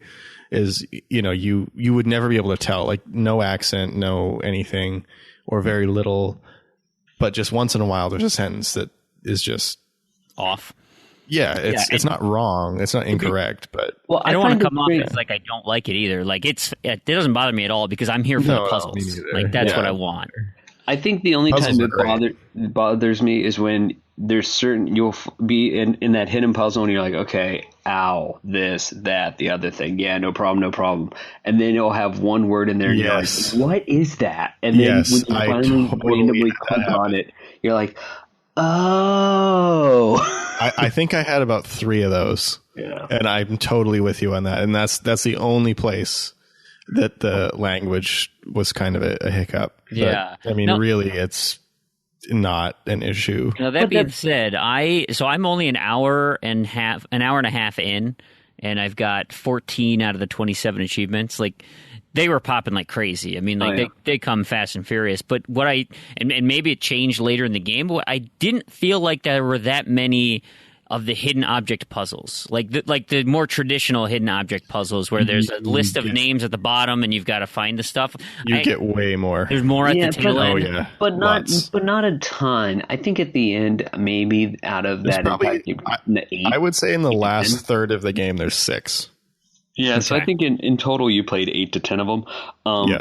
What I was going to say, though, was what irritated me on my run-through, I missed one flower. So I missed one card. And then I found it right away on this, not right away, but pretty early on this, and it was really well hidden, and I understood why I missed it. Now, quick question. When you did your second run through, you just picked up the one card the achievement popped. It didn't require you to collect the other. Correct. I hope I have to do that with the flowers. But all of the cards were still in the playthrough, so I doubled up on a lot of them. Yeah. the flowers were not present on the second playthrough. I don't know if that's because I had found all of them, or if the flowers are different because they're not like unique items that are in another place. They're just objects you pick up as you go. Yeah, but yeah, collectibles not bad. You don't really need a guide. They're quite fair. They're usually right out in the open.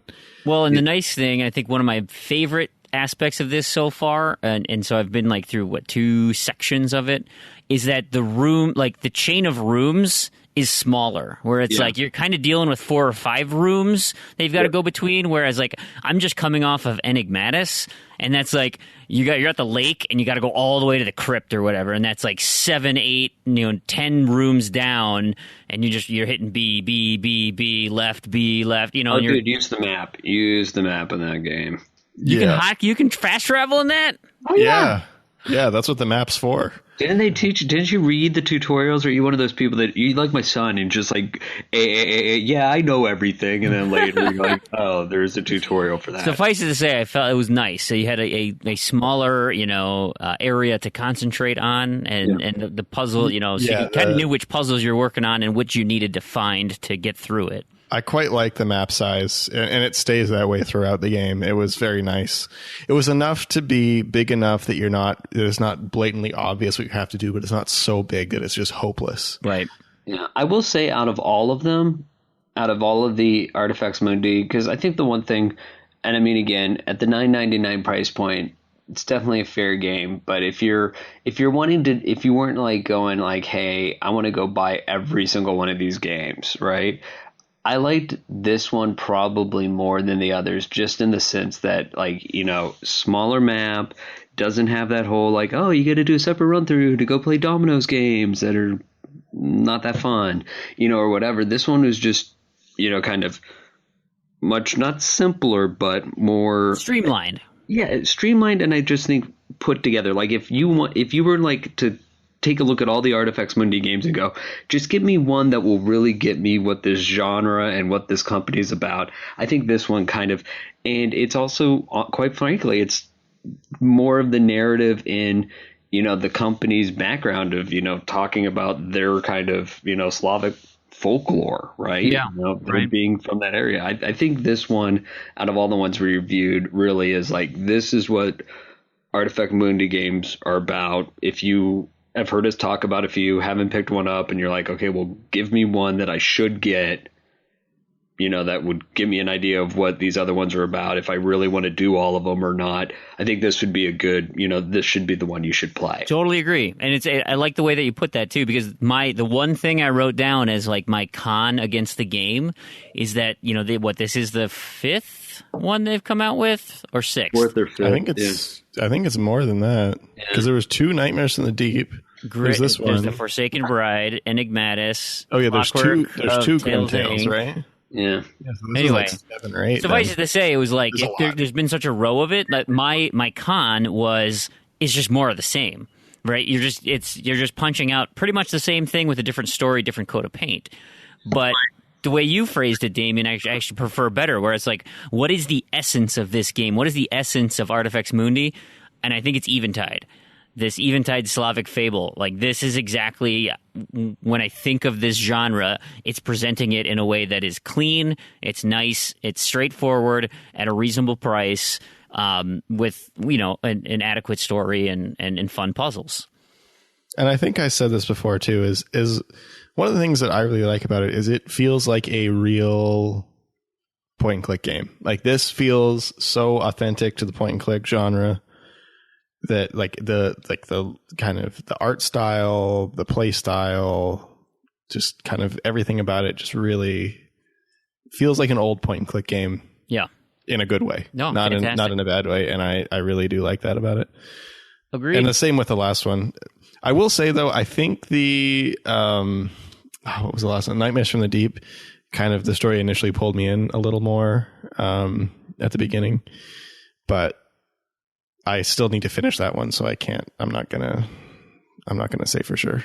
Yeah, I think this one had a little bit, in terms of the stories go and kind of twist, and I think this one was much more simplistic. I think, Tales from the Deep. It wasn't bad. I mean, it was enough. It was enough to keep me interested and wanting to keep going. Yeah.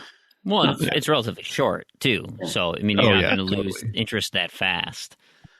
Yeah, and it's the length is just right. I think if they made it any longer, it would have been too long. And any shorter, it would have been you would have had to omit something that was core to the story. So overall, I enjoyed it. I think I still have to. I think I said before the show I'm like 10 minutes away from my last achievement, and yeah, it was pleasant. At no point did I feel like it was just a tedious nightmare or anything like that. Yeah, I enjoyed it very much. I'm gonna have to give it Sanctuary unless you guys have any further comments. I'm totally with you. Sanctuary as well. Yeah, Thumbs up. The price point is right on. Yeah, I mean they do know their price point, they know their game, and I think that's why, as you said, Sanctuary, these games they know they're not trying to like gouge you for. Yeah, and the other thing too is yes, they come out frequently, but it's like they come out frequently, but they're not raising the price. They're not, making 10 episodes now because they can. It's just, it is, yes, it's more of the same, but it's not the same story. It's not the same. And the fact that the price is where it is, I don't have a problem with them coming out with kind of similar quality titles without having to add much because they don't really need to. Let's put it this way, right? Like if you gave me a variety pack of cookies, it's like I got my M&Ms, I got my Snickerdoodles, I got a molasses cookie. You damn right I'm going to eat every one of those. Yep, it's a cookie and it's delicious. Exactly. So, there's little flavor differences all over, but all in all, it's a great great product. Now, sure. So yeah, I totally agree. The next game is a little trickier for me. All right, hold on. Let me intro it for me. Yeah, I was going to say, so we got our second game is Final Station. It's published by Tiny Build Games, developed by Do My Best. Was it Do My Best or Do Your Best? Nope, Do My. I think it's Do My Best. Okay, I've looked at it so many times and then I'm like, well, wait. Scouts. It's got an Xbox Live price of $14.99 and was released on September 2nd. So, as you were saying, let's go back to you, Fream. Okay. Yeah. So let me just set up the game, right? There's two phases to the game, right? One part 2D action adventure in like the pixel art style, right? Kind of like Fez, that pixelated art, and then one part train simulator / resource management. Those are the two sides of the game. Okay, so let's take those individually. One quick question before. Was there any reason this was an 8-bit game? I always question that now. So. Like, was there something I was trying to like go back to my 8-bit Nintendo days of? I don't think so. I think it's likely just the developer feels comfortable in this or just likes this art style. It could have been anything. I think it helped with the kind of the bad guys in this being this like black tarry goo. Yeah. Like it helps set them apart as monochromatic better, but I don't think that didn't offend me at all. I think I would say it took away from the potential of this game by choosing that art style. I'm going, this is my rain cloud moving forward on all the shovelware. Is the minute something is going to be 8-bit retro going, my first question is, why did you do that? Please have a reason other than we're lazy. Yeah. And I do, given that this was a fairly story-heavy game in terms of its appeal, at least for me, I really think that the graphical choice hindered the game. Yeah, but if that's kind of unfortunate. If that's what you're good at, like if I'm good at Excel and someone's like, "Hey, could you make like, I need a word database or something. Could you do something for me?" No, it's like, you weren't. I'd rather do what I'm good at. Yeah, but see, the thing is, that's the problem. People are like, "Well, I'm really good at using Excel, and I'm not going to venture out and use Access to create a database." And what you eventually do is you find out, wow, I've really gone and improperly used and implemented something. So, and again, I don't want to come across too hard. It's just sometimes where you're going, okay, you've done 8-bit. That's really great. It's very trendy, but why? You're not setting yourself apart. I don't see like it should be something that we should give them. Hey, good job, guys. You followed the trend and did 8-bit graphics for no apparent reason. I mean, Yeah. I'm going to look up why there's a reason. Okay. all right. But either way. And hey, if devs, if you're listening, chime in. Let us know. Let us know why. We still want to know. Nobody's told us why. So if there's a reason, please tell us. But anyway, so I did so the resource, yeah, so it really is. It is the story of two games. There's the story of when you're at these stations, and not to spoil what's going on in the story, but you go between these stations and then you're on the train, and it literally is keep your passengers alive. Yeah, Yep. literally keep them alive. That's all you need to do. Just don't let them die.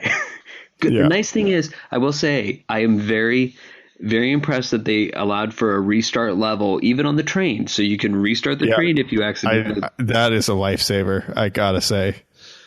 Big time lifesaver. Yeah. So you haven't let anybody die yet, Fream, have you? I completed No, it. I think Fream completed it before I did. I did let people die though. I had to play 2 playthroughs. So yeah, your first playthrough, right? Nobody can die. So let's focus on the train part of it. So literally resource management, right? Yes, you've got food and med kits. You've got to keep passengers alive, and there's always one piece of your train that's fallen apart.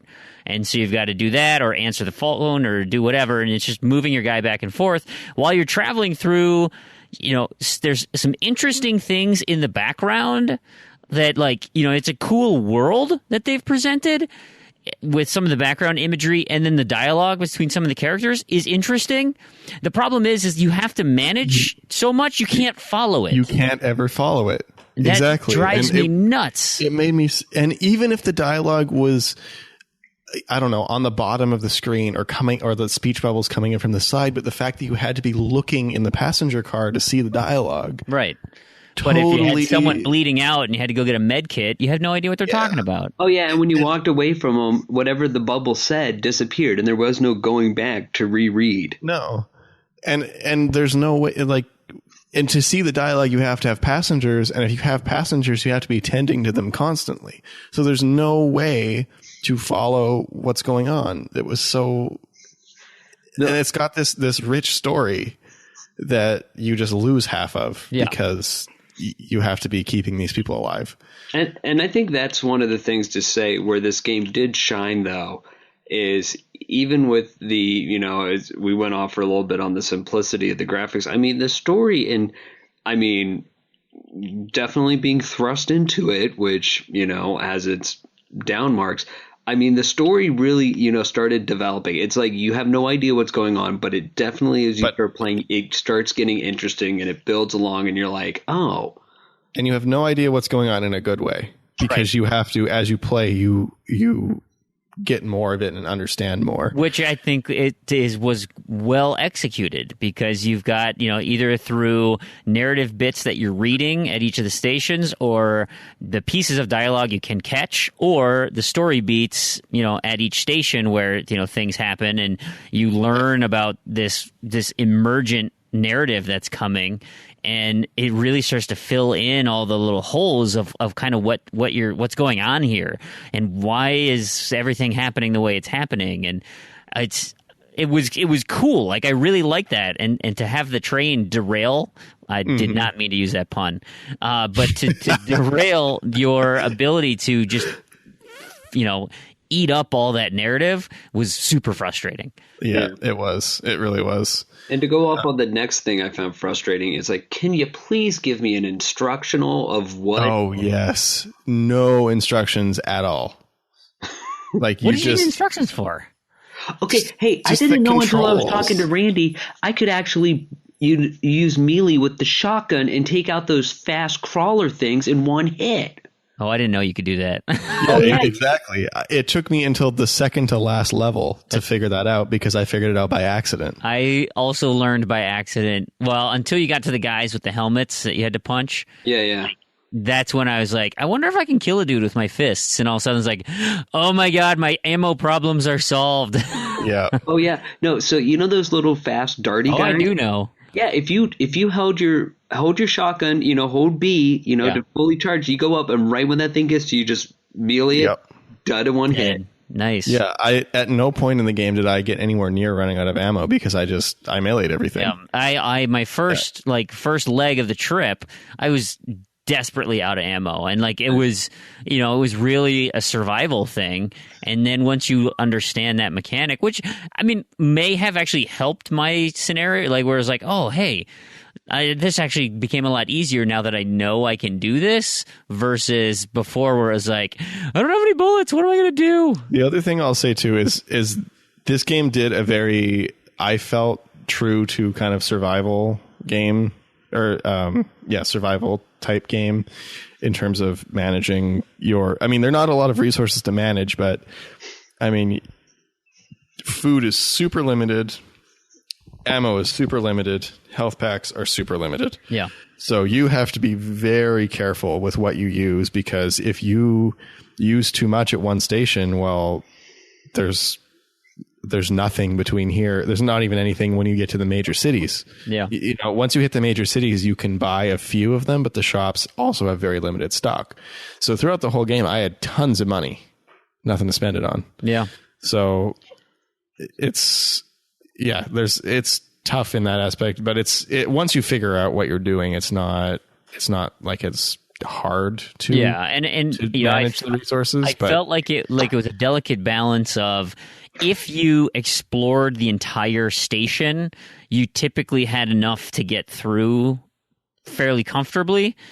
But there were those moments where you would look at your destination map and you'd be like, okay, I'm real close, but that person's real hungry. I'm just gonna stand by this periscope for when I arrive and let's just get to this next station. Maybe it's the drop off. The thing is, if it wasn't a drop off, then you're suddenly going, oh my God, I gotta run to this guy in the next one because he's gonna.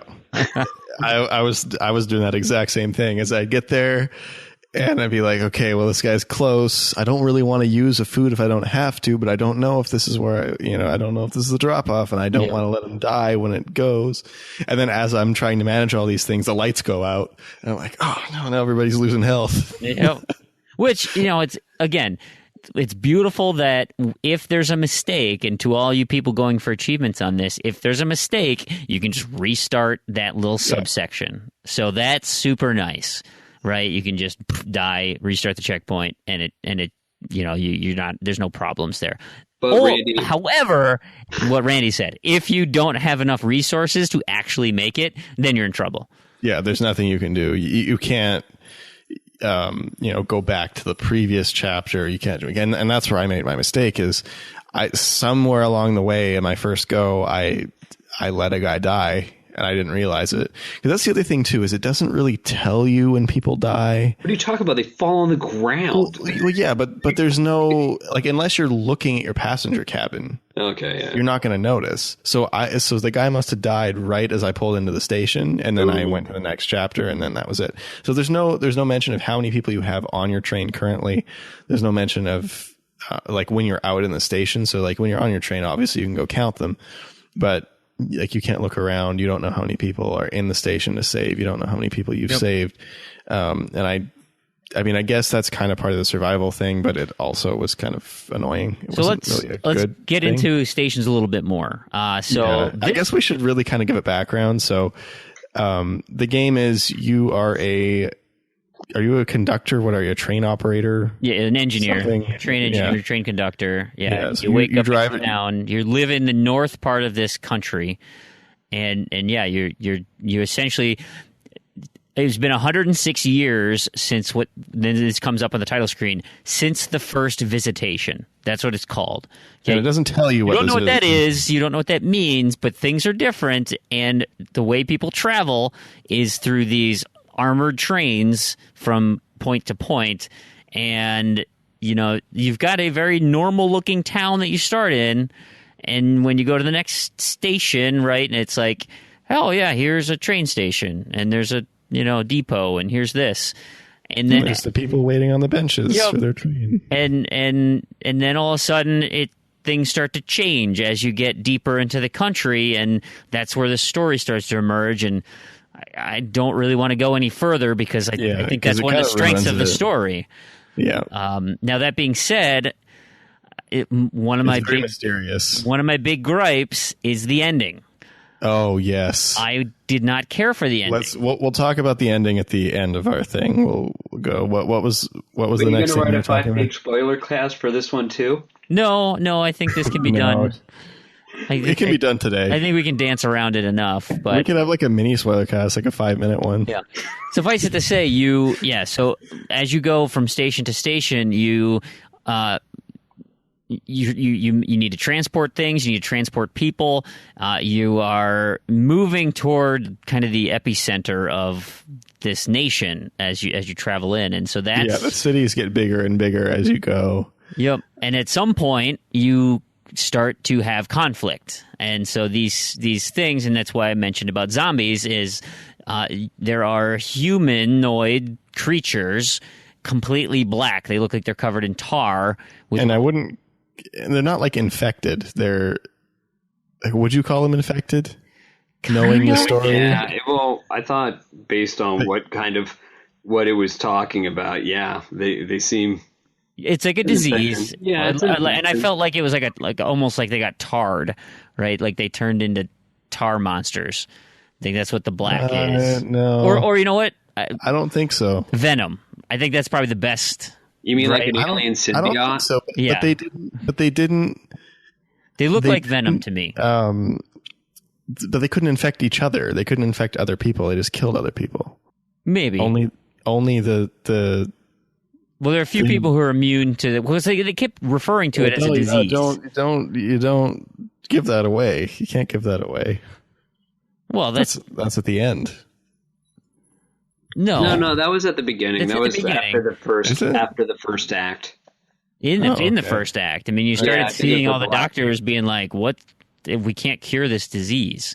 Like that. I mean, that literally was in the third station. Okay.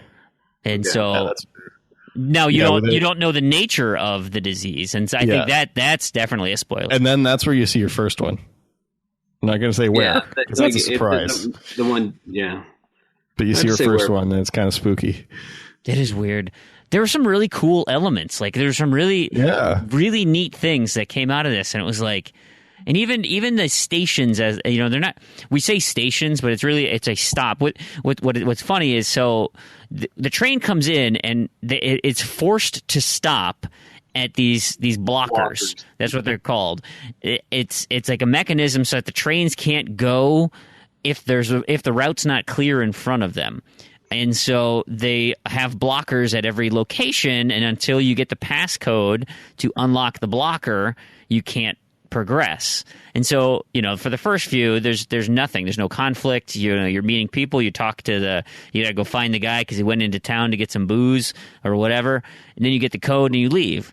And then once you start to get into conflict areas, you start, you have to go and find where that code is to get out of there. Usually on a dead body somewhere. Typically. Or you're just waiting for the guy to print it out. Those are the safe towns. So I loved that. I thought that was cool. And one of the gameplay mechanics that I really enjoyed is every time you come up to an item that you can interact with, it highlights white. Yes, so, that was very useful. There was nothing. You didn't have to run around tapping the button to search for things because it was like, oh, I came by a medicine cabinet, boom, it's white, and then you can click it and you get the items. So that was super nice. Trying to speed run through stuff, and then you're just slamming A while you're going. Hopefully, I'll just click it while I'm running. So I like that. I like the world. I like the lore. I like the emergent story. I thought that was all cool. And then the ending. And it culminated in the ending, and I liked the build-up. I liked the build-up a lot. And the ending was when it was just getting started. Yep, and it ended how I didn't expect. I was not happy about it. I was okay with the ending itself. I was just disappointed with how much was left unexplained. Is I'm fine with the game ending there. Sure. I could get behind that, but it's like, okay, so you just got the intro, and then now you're just getting into the meat of it, and it ends. So it almost feels like they just like left half the game out or something. Like it feels like I don't know. I feel like you want to know more. You want to know more. Yeah, and there's no more. I feel the same way. Like it is an ending, and it's a totally fair ending, and that's their design choice. That's not the ending I wanted.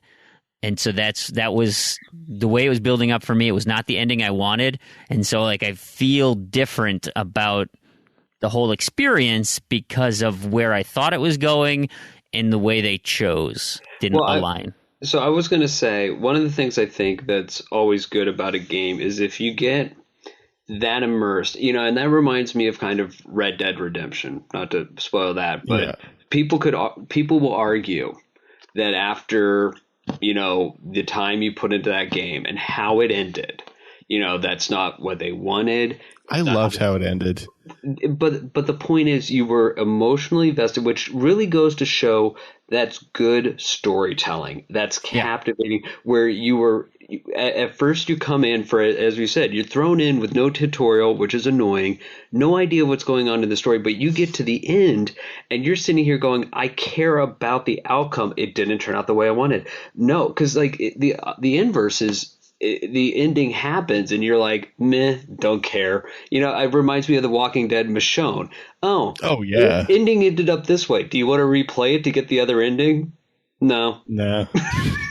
Yeah, exactly. Yeah, so I think that I was actually going back and replaying BioShock Infinite. I was noticing because I really love the BioShock series. I love all the games and I think they're fantastic and they do such a great job of storytelling. And I didn't skip any of the exploration and stuff in my second playthrough because I wanted to get that full experience again. And I felt like they kind of did that too. Is they kind of throw you in, and then you have Elizabeth, who is this person you're dragging with you. But then as you kind of progress through the story, and you kind of, the characters kind of build up more, and you become more interested and more invested, and then I felt like they did a really good job of that with the same kind of thing where they just throw you in. Like, I mean, not in the same sense, but like you're just kind of, this character is just kind of thrown into the game and as like a whatever, this is your bounty, you're not supposed to care about her at the beginning, and then as you play you care more, and then when you get to the very end, if anyone had played Burial at Sea, it's a good ending. When you play them all back to back, it's even better. Yeah. So here's the thing though, my guess question is that, but for $15, see, this is where I'm torn. Yeah. And that's 5 hours if you want all the achievements. I mean, you're talking like 3 hours if you're just playing the game. Yeah. I mean, so that price point, and there's things like, I think clearly that, this is not a game that's going to get buried. There's enough things that went positive for it. But the question is, to me, is at $15 and the corners that it did cut, and the relative short, there's things in this game where you're like, this had the potential to be just full on awesome. Just like, I guess the other thing too that I kind of forgot to mention is the levels are super linear, and I found the gameplay part, not on the train, but in the actual stations, got really repetitive really quickly. Yeah. Like there wasn't a lot of enemy variety. It didn't really get a lot harder. And I still felt like that was an extension of resource management. As you would come and see, I agree. I absolutely agree. Like, all right, how do I do this? But it just wasn't in most of the stations where there weren't people to talk, where there weren't a lot of people to talk to and kind of lore to explore. I found them getting very dull by the end of the game. Yeah, really, it almost seems like you start going up a ladder. You just eyeball, okay, what enemies are here? Okay, who am I going to melee first? Okay, they're done. Yeah, exactly. Go to the next floor, get to a checkpoint. And then, okay, I got hit too many times, restart the checkpoint. Yeah. No, I liked those. I thought they were cool. And I mean, because the rooms were dark. You'd open the door, you didn't know it was in there. Yeah, the doors were a good touch. At least for the first run through, right? And then if you wanted to play the restart game, I could see that tainting kind of the experience. Typically, and I mean, this isn't a big criticism. This is just kind of like as it was getting toward the end, I wanted more story and less of this kind of repetitive stations, especially because they were so linear. Is there wasn't really much to explore. Like you pretty much go your point. There's a couple extra doors you might look in to get a couple bonus things, but for the most part, I mean, it's pretty much you go across the top and you come down across the bottom. yeah. And that if there was more exploration and more risk to take for more reward, I think it would have been a little better. So the question is, at $9.99, I think this would have been a great hit. No doubt, no question. That is my price point. That is exactly the dollar I figure I think it is worth. I mean, I would think if this goes on sale, I would say people should pick it up. I mean, it's definitely different. Yeah, I mean, if you're talking even 33% off, for sure. Absolutely. Yeah. So $10, hands down. Absolutely. Yeah. 15. It's getting because the thing too is like once you played it once, there's no real reason to replay it. Nope. Unless you're cleaning up achievements, it's lost. I mean, there's no new stuff to discover. It's, as I said, the stations. You've done everything. It's not. There's no different difficulty. Now, I will also add I did the game submission for this, and as far as achievements go, they're almost exclusively missable. Yeah, but they're all can be done in one playthrough, right? If you keep everybody alive. This fits in the category of you can get the full 1,000 before you complete the game. Yep, there's that as well. Not by much. I mean, obviously, I was so into it by the time I got to the last achievement that, of course, I had to finish it. Yeah. But now the one thing I didn't care for is the secret achievement, and I won't. If you guys like this, if you guys like to have it stay secret, fine.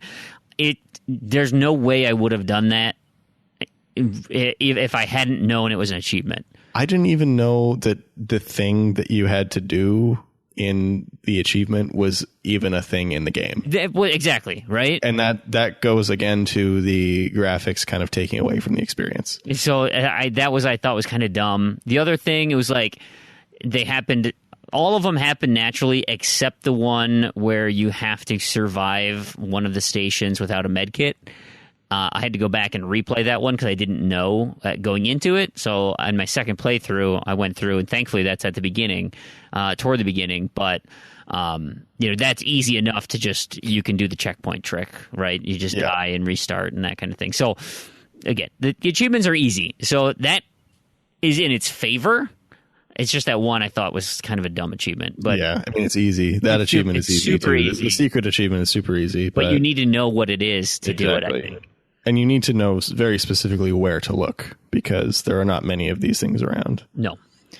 So all in all, though, I really liked it. I enjoyed myself. And to what Damien was saying earlier, I was invested. I was invested in the story. I don't like how it ended. I don't like that they left me wanting more. Like I feel like my experience was cut short, but I felt strongly about it. So like that's where I'm torn. But between this is like Lumo. This is I'm just as torn on this as Lumo. I've been thinking about this all week.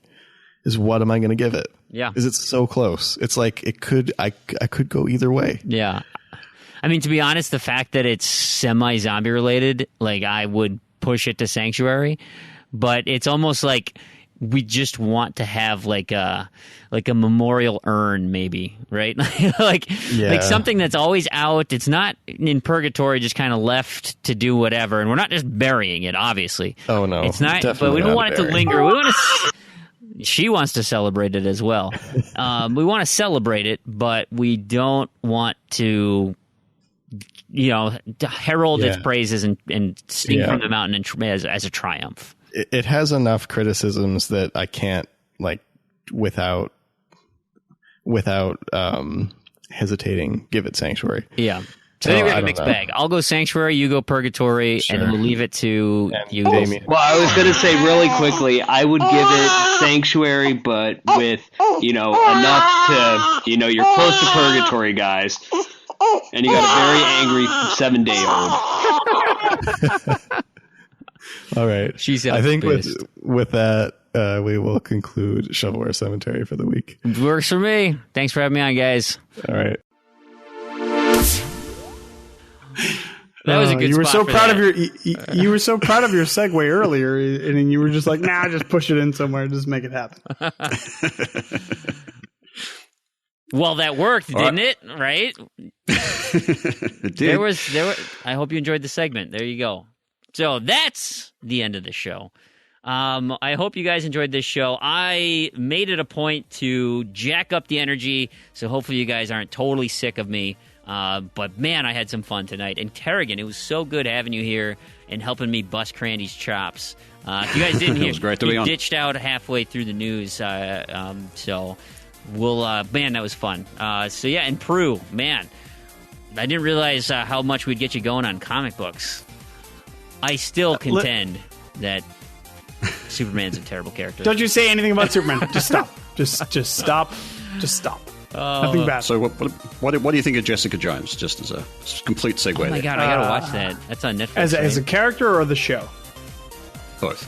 The character is semi-interesting. The show is great, and I'm so excited about Luke Cage next week. Next week? This week? I can't remember. Yeah, it's pretty soon. Is that going to lead And, into his? He's having a movie, right? Not a series. No. Luke Cage is so they're doing like a mini Avengers kind of a thing on Netflix. It's Luke Cage, it's Jessica Jones, Iron Fist, and oh god, who am I forgetting? They're doing the Defenders. It's going to be awesome. No, it's all on Netflix. So if you haven't watched Daredevil, Daredevil's the fourth person. Good stuff. So watch that if you haven't. Yeah, it's interesting. Just if you are into Jessica Jones, they're actually doing a new comic as well. It's based on there you the go. character from the show, or like using No, her no, no. likeness. No, it's actually the real, Okay. as in the original Jessica Jones, but they're kickstarting a new, not kickstarting as in kickstarting, but they're starting off a new comic arc. That sucks. You can't even say based around Jessica Kickstarter Jones. anymore. Speaking of Please don't sue yeah, us. right.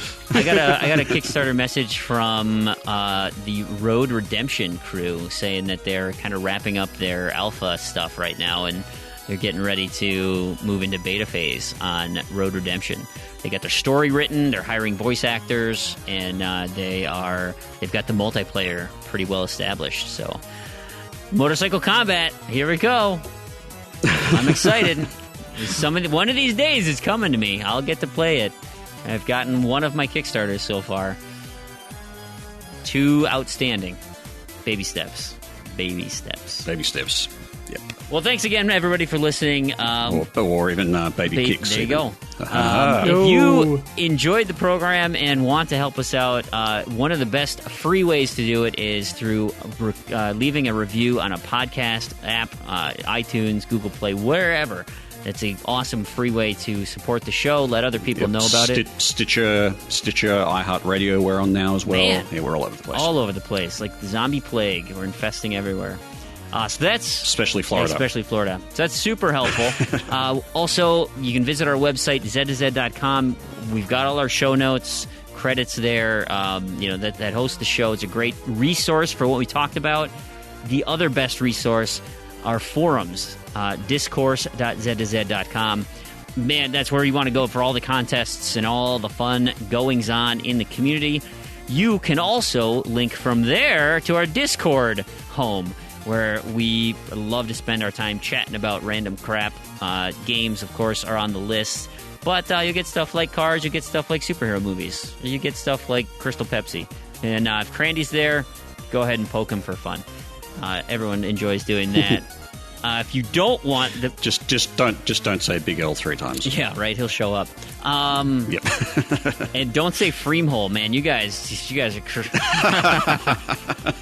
My phone's been going crazy. Now, thankfully, it's the achievement on lock sound, so it's nice. I like it, but it's... I could hear it. I was taking a shower, and I could hear it on my nightstand. Just bling, bling, bling, bling, blink, bleep, bloop, bleep, bloop, bleep, bloop.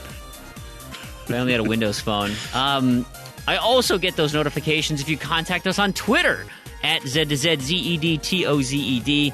That's a awesome immediate way to get a hold of us. And then less immediate but very direct, our email address, contact@ZZ.com. Want to say a big thanks to everybody who has helped out, specifically make the show run, like Libsyn, Discord, Trello, Twitter, Discourse, and Zencaster.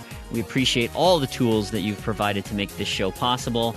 And a quick shout out to all of the sites that have helped us create the content for this show. Game Informer, GameSpot, Engadget. Who else helped us? TrueAchievements.com, of course. We can't forget about them. And Artifex Mundi. We got to give a shout out to that crew. They've helped out quite a bit as well.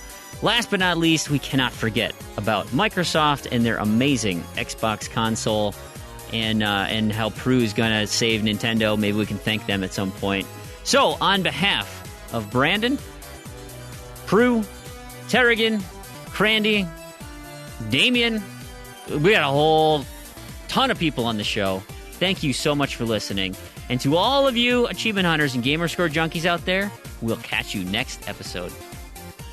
See you later, guys. See ya. Bye.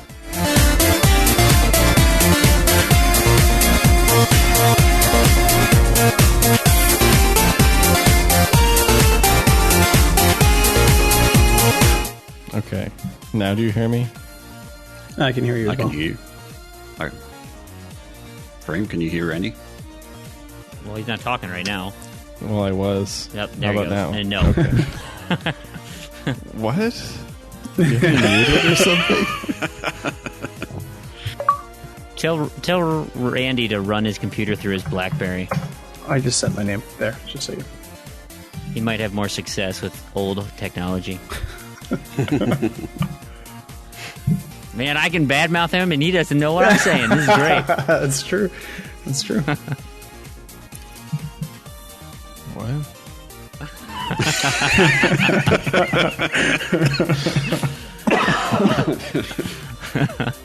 Oh, glorious day. Yeah. Microsoft takes a long time on notifications. Or also security codes. The security codes take so long. I find they come through pretty quick. Maybe it's just an Australian thing. Maybe. Oh, I have an Australia question for you. So, I noticed my friend just went to Australia. He's gone to Australia for a year. He's been there for like a month now. Saying something about like bacon in Australia being weird or something. Like, I don't, because Canada has really high bacon standards, so I don't know if it's like if it's like a Canada thing or if it's like Australian bacon is actually weird. Because American bacon is lame. Trash. Yeah, it's But hang like on. American I was bacon actually is terrible. I was going to ask if you had experienced what we call Canadian bacon. Now that you're in America, So Canadian bacon, I have not had Canadian bacon in America. I've had Canadian bacon before. Canadian bacon everywhere but America is called back bacon. I've heard that. Yeah, so it's called back bacon, and it did actually originate in Canada, which is funny. So it is actually Canadian bacon, but it was like so long ago, like 200 years ago or something, like way back. Wow, so that's some quite old bacon. No wonder it doesn't taste any good. Yeah. Oh, we put in salt. It's not going to go anywhere. All right, let's switch to the Skype chat. Okay.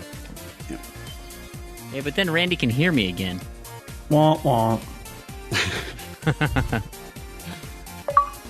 Wah wah.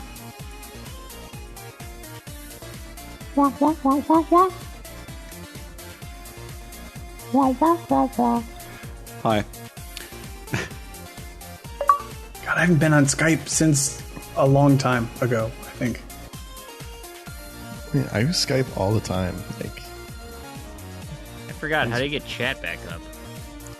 oh, you click the little chat thing, the little bubble, the little text bubble. You there it is. click, Yeah. click the check button. Yeah. It's pretty big. But no, okay, so is Australian bacon like, is it normal or is there something like Australian about it? I'm not really sure how to answer that because I'm an Australian and the only bacon I've experienced is Australian bacon. So to me, it's perfectly normal. Okay. Because, see, the thing... I'll mail you some. Okay. Gross. I'm sure that'll go super well. Actually, it's probably fine because bacon is, like, so preserved. And like, bacon can last, like, a year in the fridge. It's ridiculous. Like, you look at the best before dates on bacon. Maybe that's the difference because, Australian bacon doesn't last that long in the fridge.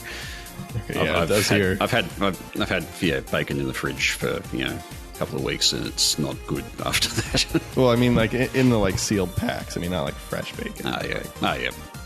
Like the grocery store kind. No, but the Canadian. So the difference with America, regular American bacon is super thin and it just turns into nothing. So like thick cut bacon is like normal to thin, like Canada bacon. So, like, if you get, like, thick-cut bacon in Canada, it's, like, it's real thick. Like, crazy thick. Yeah, I guess our regular cut would be, a good couple of millimeters. I don't know what that works out to. Cooked for or uncooked? You imperial people, but... Well, I'm not imperial. Imperial is, to this day, very confusing to me. It'd be a couple of millimeters cut, I'd say. That's probably about average. I like thin, crispy bacon. I was going to say, that's thin is no good. It is thin, but it's thin for a reason because you can make the crunchiest, crispiest bacon. Yeah, but the thinnest bacon. But see, if you're a Canadian, you know how to cook the thick bacon as good or better than the thin stuff. I can cook some mean bacon. All right. It's in my bones. All right, well, on that bombshell, shall we get the show started? I'll take a picture, you can see what I see. Do you see what I see? Yeah, that's all I'm saying. So if that looks normal, that's fine. It's fine. Just means that his audio is probably just a little bit crappier. That's what I'm hearing. Yeah. So those earthy, bassy tones of yours, the smooth, sultry sounds of Hey Billy Bob's smooth sounds of the '70s. Weekend continues. I wish I remember that quote. I love that movie. Reservoir Dogs? Anything, guys? Bueller? Yep.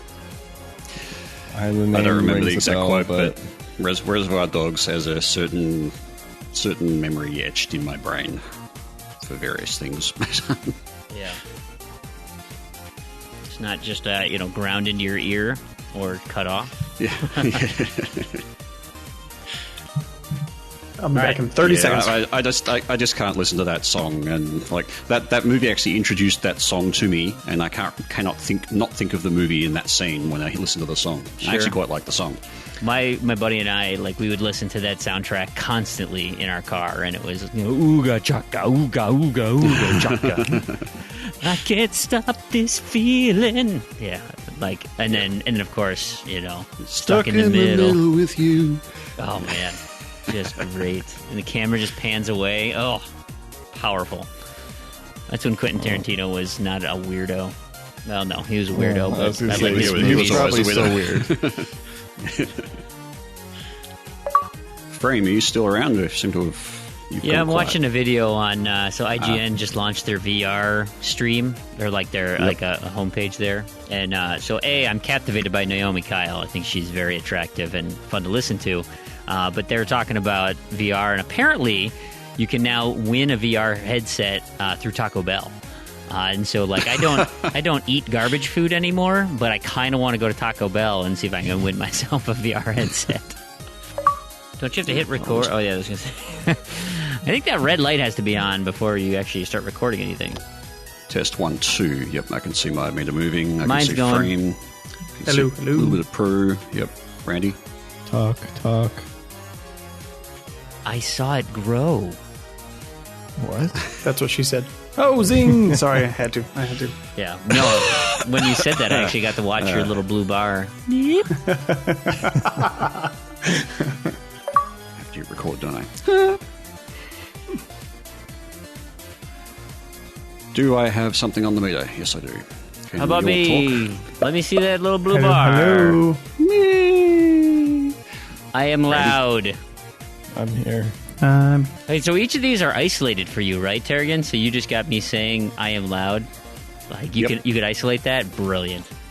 Yep, I've got a little folder where I keep little sound bites of things that you say. Oh, am I gonna get a soundboard where like you can have me do prank calls? Yeah. Get to the chopper. The very first one was when you said. So it was something like, "Yay, zombie games!" That's just a little soundbite I've got somewhere. I've heard that on it. I think you've used it twice already. Yeah, I put it at the end of. I was on that show, and then I put it right at the end of the show just to round it out. But you could make that your SMS sound or something. Yay, zombie games! Or we can just air my actual prank calls that I've recorded from back in the day. Well, this would be your chance to troll me and relive your childhood. Is use my soundboard to make crank calls.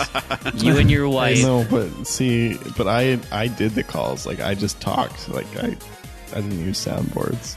Oh, but there's a different magic to it when you have to try and pick the right sounders to keep a conversation alive. It's like the Turing test. Yeah, I guess so.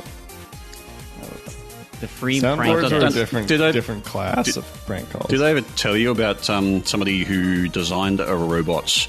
Not a robot, but designed a device with soundboard essentially to pick up the phone and answer telemarketers and just keep them on the phone as long as possible. Really? And it was just automatically did this. Like it would just give these leading responses or open-ended things, and the telemarketers would be responding to this thing, thinking they're talking to a real person. That's brilliant. Just recordings Hilarious. of bits. We just watched Agents of S.H.I.E.L.D., the new season, my wife and I, and one of the characters is trying to build a human, essentially Suri in a human form, and he's talking like, well, it's like nearly perfect, but I can't get her to pass the Turing test right now. And my wife was like, what the hell what's the Turing test? And I was like, oh boy, all right, how do I explain this, right? So it's fresh in my mind right now. Hey, speaking of inverted, Terrigan, talk about PAX Australia. Sure. Can I just butt in here? You're killing my segue, Crandy. Blue bar. Hello.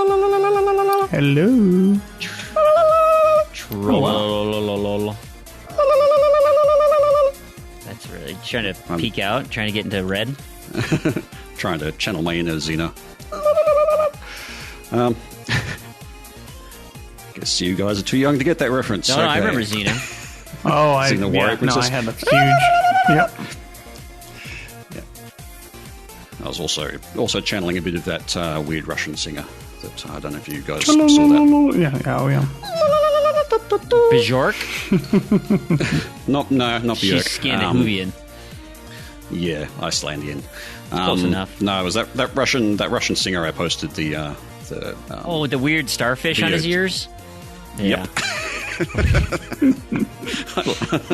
I love that. All right. It's all right. You had me at your wife's underwear. So I know she's happy about not getting her picture up.